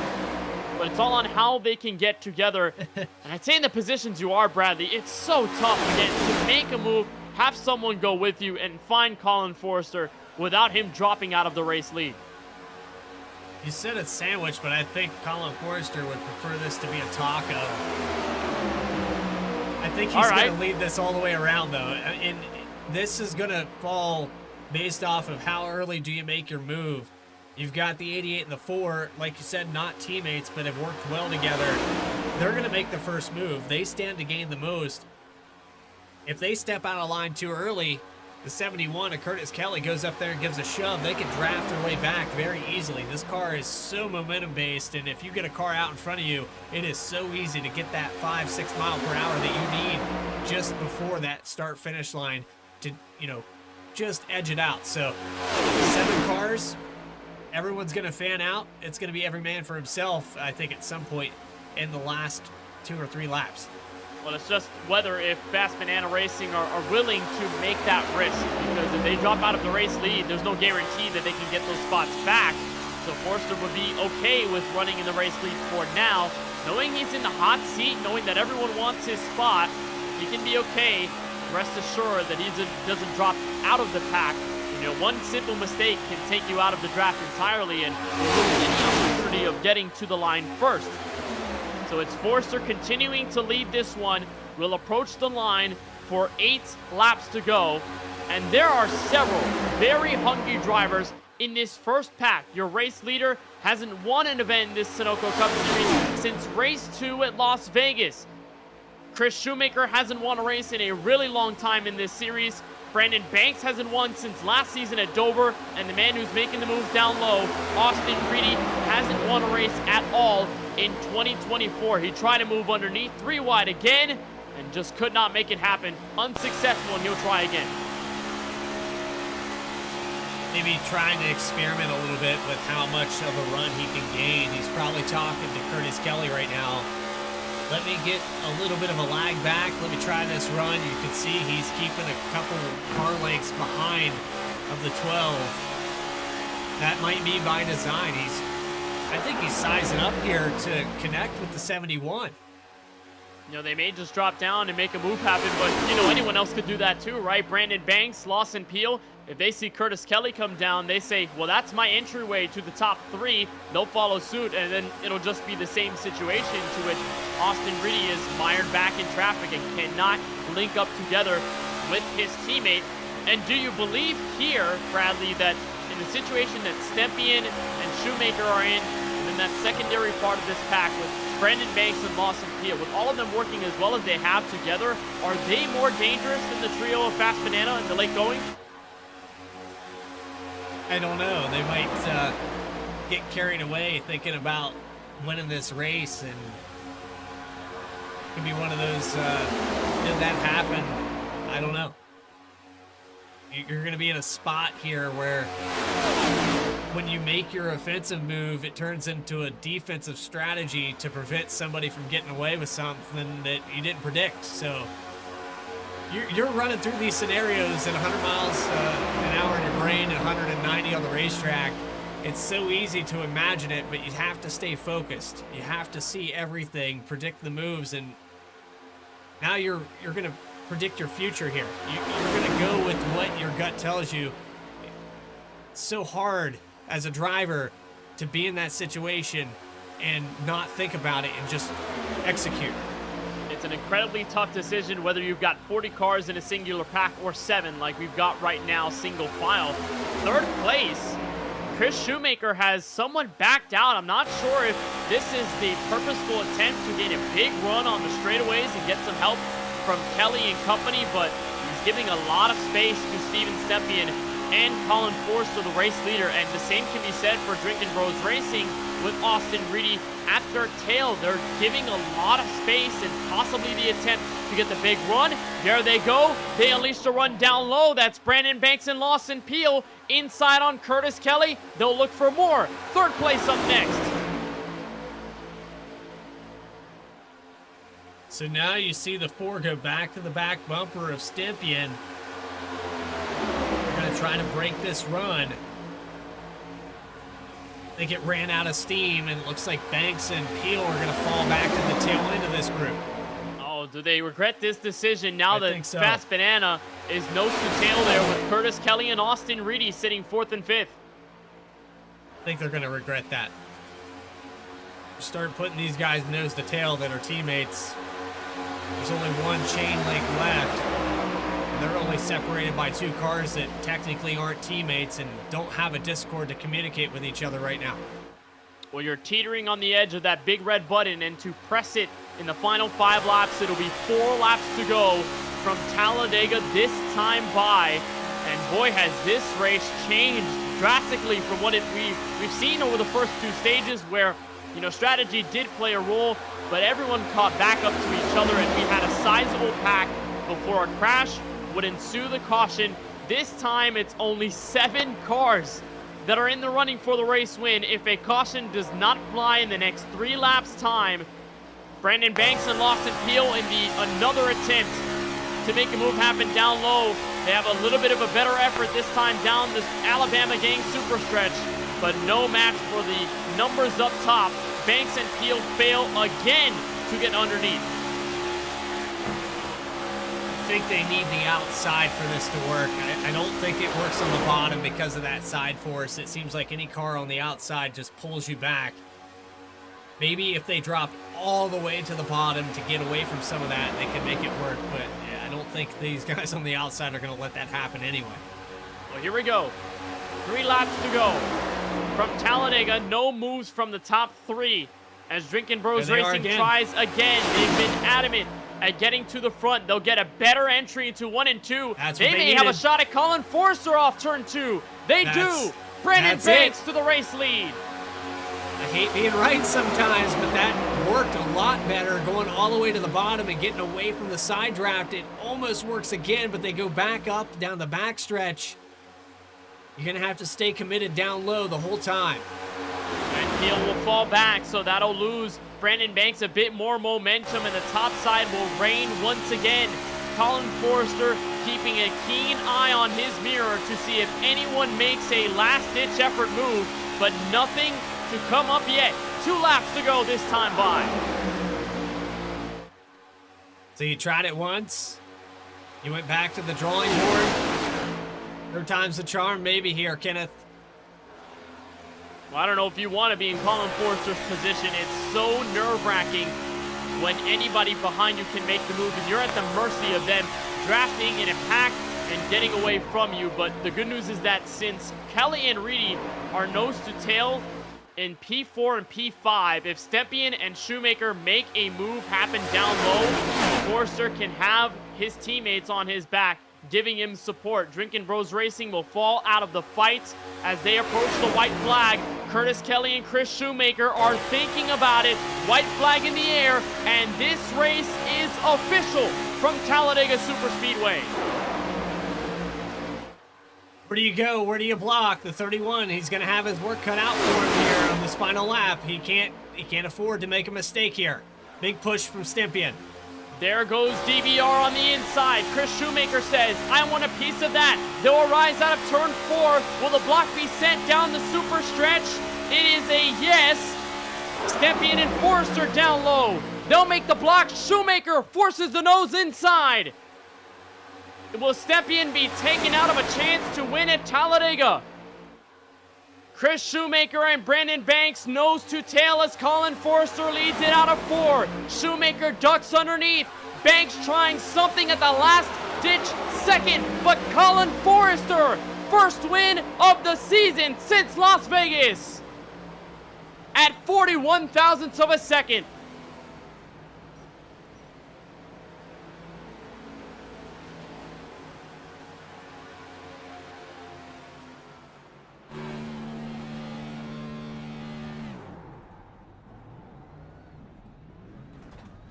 And despite getting turned at the line, Colin Forster will advance to the championship 4 at Homestead Miami Speedway.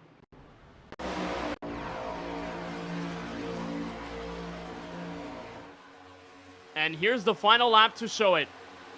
Steven Stepien getting bumped out of line with Brandon Banks, that tertiary car, and that's all that was left. Remember, Bradley, I said that it would be hard to make a move when you've only got 3 cars and you're at the back of it. Brandon Banks tries. Shoemaker does what he can, and he turns Colin Forster at the exit of the Trioval. But for the 2nd time this season, Colin Forster will take his Toyota Camry to victory lane, and for the first time this season, it's at a super speedway. Phenomenal finish. We're going to watch this in slow motion here for this race-winning moment. He's going to come out of this corner completely sideways. I mean, if you're Chris Shoemaker, you're trying to win this race, but you got to do whatever you can. And here it is. Just, yeah, 3, 4 1,000ths of, or hundredths of a second. Doesn't get any closer than that. He was sideways at the line, but now he gets to celebrate. Colin Forster brings you tonight's Sunoco winning moment. More high-performance engines rely on Sunoco race fuels than all others combined. And for over 50 years, Sunoco has been powering top drivers around the world with high-quality fuels they can trust to power them to the checkered flag. Sunoco, fueling victories from track to tank. Well, we talked about how you were in the hot seat if you're that first car in a pack of many in the final laps at a super speedway. But despite the moves and despite the shuffles, Forrester did not flinch. And for just the third time in his Sunoco Cup career, Colin Forrester can call himself a winner.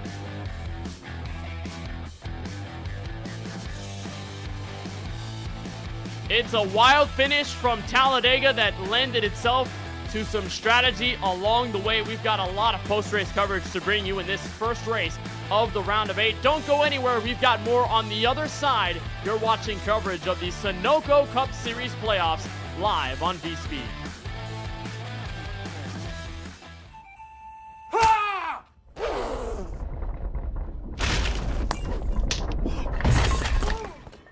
What got into you? At Sunoco, we know how to fuel peak performance. Fuel your best. Fuller. Yeah, Needed F-150 for Smith build. got it. Yesterday. I know. Don't forget my BMW. Gotcha. Check this out. All the major online automotive sites in one place. BMW, done. F-150, done. How's he do it? I can search nationwide, even those classified sites. Auto Tempest, all the cars, one search. That's how I do it.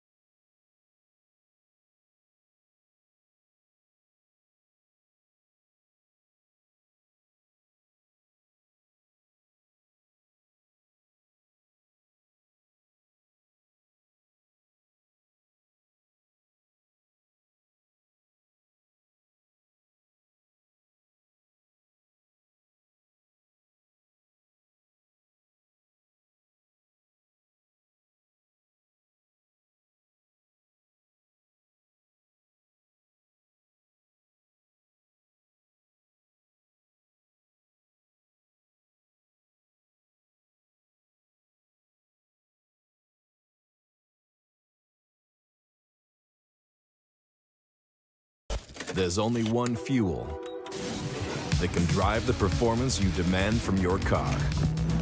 New 94 Octane, the highest octane on the market, only at Sunoco.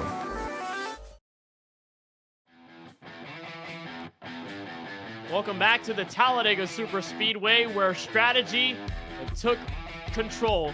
And for the first time since Las Vegas in race 2, Colin Forrester is a Sunoco Cup winner in 2024, and he's got the golden ticket into the Championship 4 race at Homestead Miami Speedway.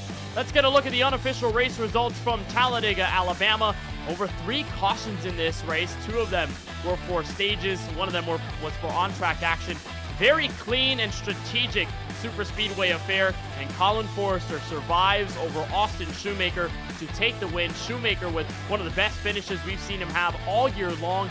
Brandon Banks with a stellar third-place effort as he was in that charge to the start-finish line at the end. Curtis Kelly won 1 stage to 9 finishes inside the top 4. He'll be happy with his result heading into Las Vegas. And so will Steven Stepien, who picked up stage points throughout the night, ends up as the driver just inside of the top 5. Austin Reedy and Lawson Peel recover from a crash right before the end of stage 2 to finish 6 and 7.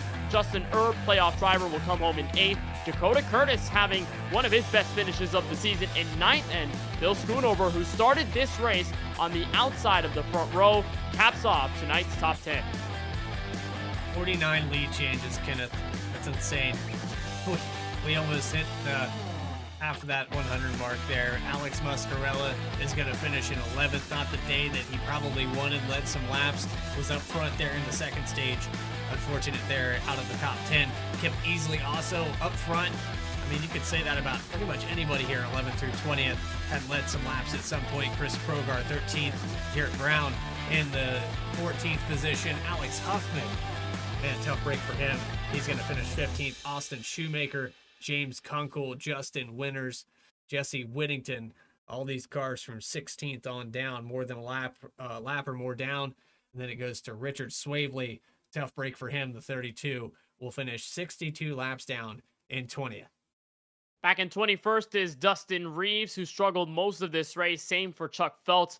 Brad Fulham and Casey Neiden bring us the end of what was a 24-car field, but since Neiden did not make the green flag tonight, it is 23 cars that we've got at the end here from Talladega Superspeedway. Let's visit Sunoco Victory Lane, where Colin Forrester is finally back in it. Colin, welcome to Victory Lane for the second time this season. I'd say it's been several months. It's been a little while, but the biggest point of it all is you've got a spot in the championship for Homestead in a couple of weeks' time. What does that mean to you?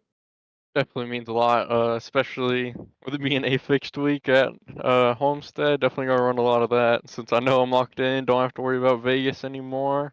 I felt pretty confident at Vegas, but don't need it anymore. Definitely was stressful there last few laps. Didn't know how the runs were gonna formulate. Felt like I was kind of just a sitting duck there, but I knew there weren't a lot of us in that pack, so I knew I could make something happen if I needed to, and luckily I did. And moving on to Homestead. And you were a driver going into this race with the most laps led at super speedways than any other driver in the series this year, and still you were yet to find a win on a super speedway. We know Atlanta was immensely strong for not only you, but that entire Fast Banana team. How were you guys able to structure this race in the right way to ensure that you or any of the other guys from that Fast Banana team were able to either get a good finish or win the race entirely? Yeah, I mean, definitely we always work super well at super speedways. All of us on Fast Banana work super good. We lead a lot of laps, win stages.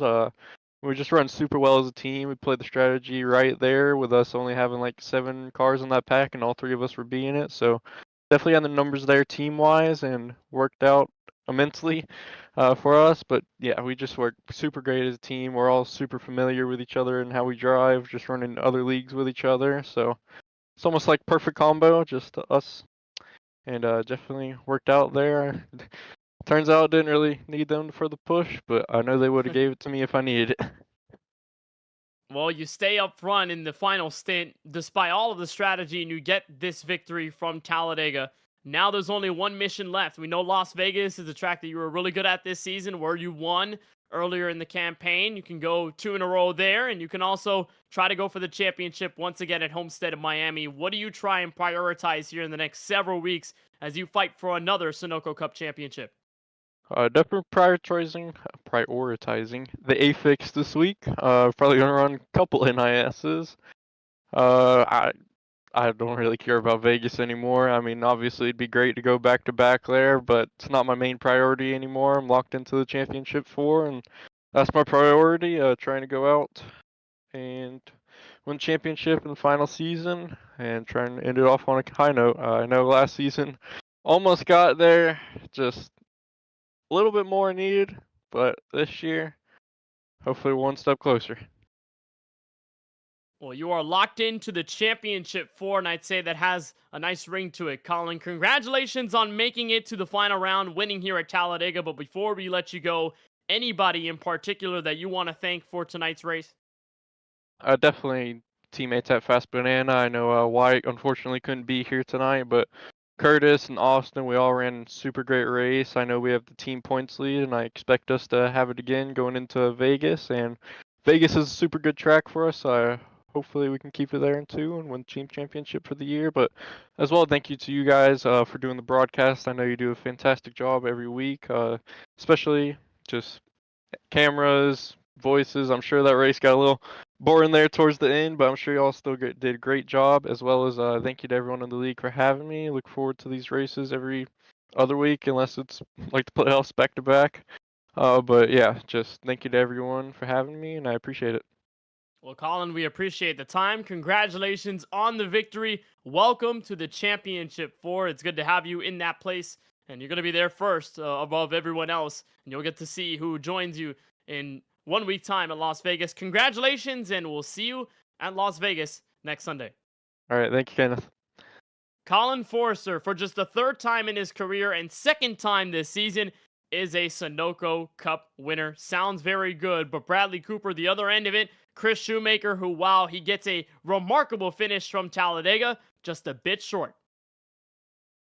Yeah, Chris, I gotta say, man, you have put together some phenomenal driving and consistent finishes in this later half of the season. It's a real shame, though. You're going up here for just a win. You proved tonight that you should have been a part of this final 8. I appreciate that. I mean, we had a rough first half of the season, but thankfully we've been able to finish some races here in the playoffs. Barely made it the playoffs, and like I said, if you can finish, it sure helps. But now, Colin, last week we went, I guess 2 weeks ago, but we went 4 wide, and Colin was on the outside, and I ended up a racing deal, and felt like that knocked me out of the playoffs. So I wouldn't have been too upset if I could have got him turned around a little sooner there, taking the win from him. But man, I kept trying to wiggle him there, and I couldn't get a bite. But anyway, he got me tonight. It was a good race. When you go back to, situations, you worked with pretty much anyone you could. You also had the 14 of Austin Shoemaker that you worked well with throughout the race. He got pinned a lap down, so then you changed up. Was it kind of a gentleman's agreement that the 88 and you were going to work together throughout the closing portion of this race? Unofficially, I'd say so. I mean, he reached out whenever I got cut out of the playoffs, and I really appreciated that. And so, yeah, I would have worked with him. Brandon came up on the bottom there and had a huge run, and I had to dip out there at the end. But no, if he could have got around Colin, I'd have pushed him for sure. Well, it looked good from our side. You get a top 3. We get you up here in the booth. Chris, I got to ask you, is there anybody that makes this overstock number 4 tick out here on the speedway tonight? Let me tell you, we've been doing this for quite a while, and my wife, every race is in there watching every lap, and I really appreciate that. Her involvement with this and support. Obviously, she's probably watching her son more than she's watching me, but but I definitely appreciate it. I appreciate my teammates, Austin. I appreciate running with him every week, and Garrett and Dustin and Bill. We all know each other. Off the track, out of iRacing, we're all real good friends, and this is just a highlight. Being able to do this with those guys. But I really appreciate Dakota and Dustin, putting this lead together. It's been great. It's been ran well, very professional, and I can't say enough for the appreciation we have for those guys. Chris Shoemaker, second place here tonight from Talladega. Congratulations, man, and hope to see you at Las Vegas in just a week. Thanks, guys. That moves us on to our third place finisher here, and I believe you've caught up with Brandon Banks. Here I am with the DBR Chevrolet and the runner Brandon Banks. But Brandon, you and Lawson were doing all that you guys could in those waning laps to make a difference there on the inside lane. A lot of that came down to trial and error, but you found yourself third there on that final lap. What was that perspective like, and what moves were you trying to make there on that white flag lap to try and take the win away? We were just waiting for someone to come down there and help us, to be honest with you. It was 2 cars were really hard you had to get a huge run from where we were at least, back in 5th or so to even have a chance at it. We finally got Shoemaker to go down there with us that last round. I think if maybe we could have got him to come down a lap before, we could have made something else happen. But yeah, they were working so good up front. They knew that Lawson's such a good pusher, and we're really good at tandem in this type of track. So I don't think they were going to give us anything. But yeah, that was a lot of fun. Like I said, a lot of clean racing. Everybody kind of gave a lot tonight, and actually it was nice to get some green flag runs and stuff in. That was definitely a lot of fun. Wish we had maybe another lap, and they would have mixed it up a little sooner. We might have had a little something for him. Kip had a little bit of trouble in the pits coming out that last one, and got separated from us. I think if maybe we could have had 3 cars there, it would have been maybe a little different story. Well, as you get your best finish of the season that matches Las Vegas from very early on in this 2024 campaign, I'd say the consistency is starting to pick itself back up, and you've got 2.5-mile races left in Las Vegas and Homestead, Miami. What do you put together mindset-wise to try and go out there and get your second career Sunoco Cup win? No, those are 2 really good tracks for me. Like I said, we're going to go in there with really no worries at all. We already out of the playoffs, so we're just going to go in there and try to win the race. If maybe help Lawson if he needs any kind of help for any reason. We tried to help him a little bit in this race. He got stuck back there. I thought we were going to be done there, but we actually we hung on, had a chance. But yeah, we're just going to go in there and just whatever. We're going to try to win the race, and whatever happens, happens. Like I said, hopefully, regardless, it's just one of us DBR guys that win. Well, I'm sure your teammates at DVR appreciated your efforts to help them out tonight. I'm sure that we are as excited to see you take on the final 2 races and excited to see you take on this podium here from Talladega Superspeedway. Brandon, thank you for the time. Before we let you go, anybody in particular you want to thank for the run? Just thanks all my DVR teammates. I wish Joe would come in and finish a couple of these races with us. We call him every week to try to get him in here, so maybe we can get him in here the last 2 weeks. Kip and Lawson, you guys for putting on a excellent broadcast, and Sunoco and Dakota and Dustin for putting this thing on. Like I said, we'll go to the last 2 races here. Hopefully, 2 good ones for us, and see if we can maybe win one. Well, Brandon, we appreciate the time. Always good to talk to you. Congratulations on the 3rd place finish. We'll see you at Las Vegas next Sunday. All right. Thanks, man. Brandon Banks caps off the top 3 here from the virtual Talladega Superspeedway in a race and a stint that turned out much cleaner than we anticipated, Bradley. And it's not to say it's doubting the talent of the league. It's just the nature of Talladega. You always expect there to be a twist and a turn when you least expect it, but the race fell down to strategy. It came down to 7 cars outright for the win. And Colin Forster, the man we may have counted out a bit in that final stint, as watching those around him to make a desperate move for the race lead, held on for the W, and now he's one of those championship 4 that'll fight for the title at Homestead. Yeah, this is one of those tracks, like we said in the pre-race, that anybody has an opportunity. And for guys that maybe had that momentum in the early season, they could turn their whole season around. And the reset here, locking yourself in, Colin Forster can relax at Las Vegas, even though that's a track that he won at there in week number 2. Now he can go in and focus just on Homestead. What a sigh of relief for the 31 team, but you still have 7 other drivers that are in the same situation they were when they came into this place. What do we do at Las Vegas in just a week's time? Well, all that we'll have to see is the aftermath from Las Vegas and see where the points stack up, because whoever's in and whoever's out, depending on how much it's by, it will be really close. When we get to next week's race in Sin City, that's where we head next time out. Las Vegas Motor Speedway will host the penultimate race of the final Sunoco Cup Series season. We'll be here to bring you the action on Sunday, October 27th. That'll be 8 p.m. Eastern time, so if you want to go in there Eastern time, I don't know why I said that with a little accent there, but 8 p.m. Eastern, you'll find the drivers of the 7 that are left in the round of 8, other than Colin Forster, fighting for those last several spots in the Sunoco Cup Series title race at Homestead Miami Speedway on November 10th. This is one of those where we go back-to-back on racing in consecutive weeks, then we take that 1 week off to prepare the championship 4. But Bradley, a physical Las Vegas Motor Speedway that is a ton about momentum, but a ton about tire wear. Should be a lot of fun. Absolutely. This place, kind of similar to what we just saw tonight. You're going to roll the dice. You're going to come out here with your best. And for Steven Stimpian, Lawson Peel, Justin Erb, you got to come out here with everything you got. This is your last opportunity to make it into that final 4.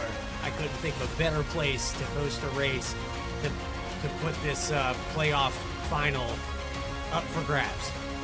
2.5 miles to end this 2024 season. Bread and butter for guys like Lawson Peel, but someone could emerge into the spotlight just like Colin Forster did tonight and enter the championship 4 via advancing with a race W. That'll be next week, Sunday, October 27th, again, 8 p.m. Eastern Standard Time, right here on the VSPEED YouTube channel. We'll bring you all the way to the championship finale and more in this Sunoco Cup Series Season 7.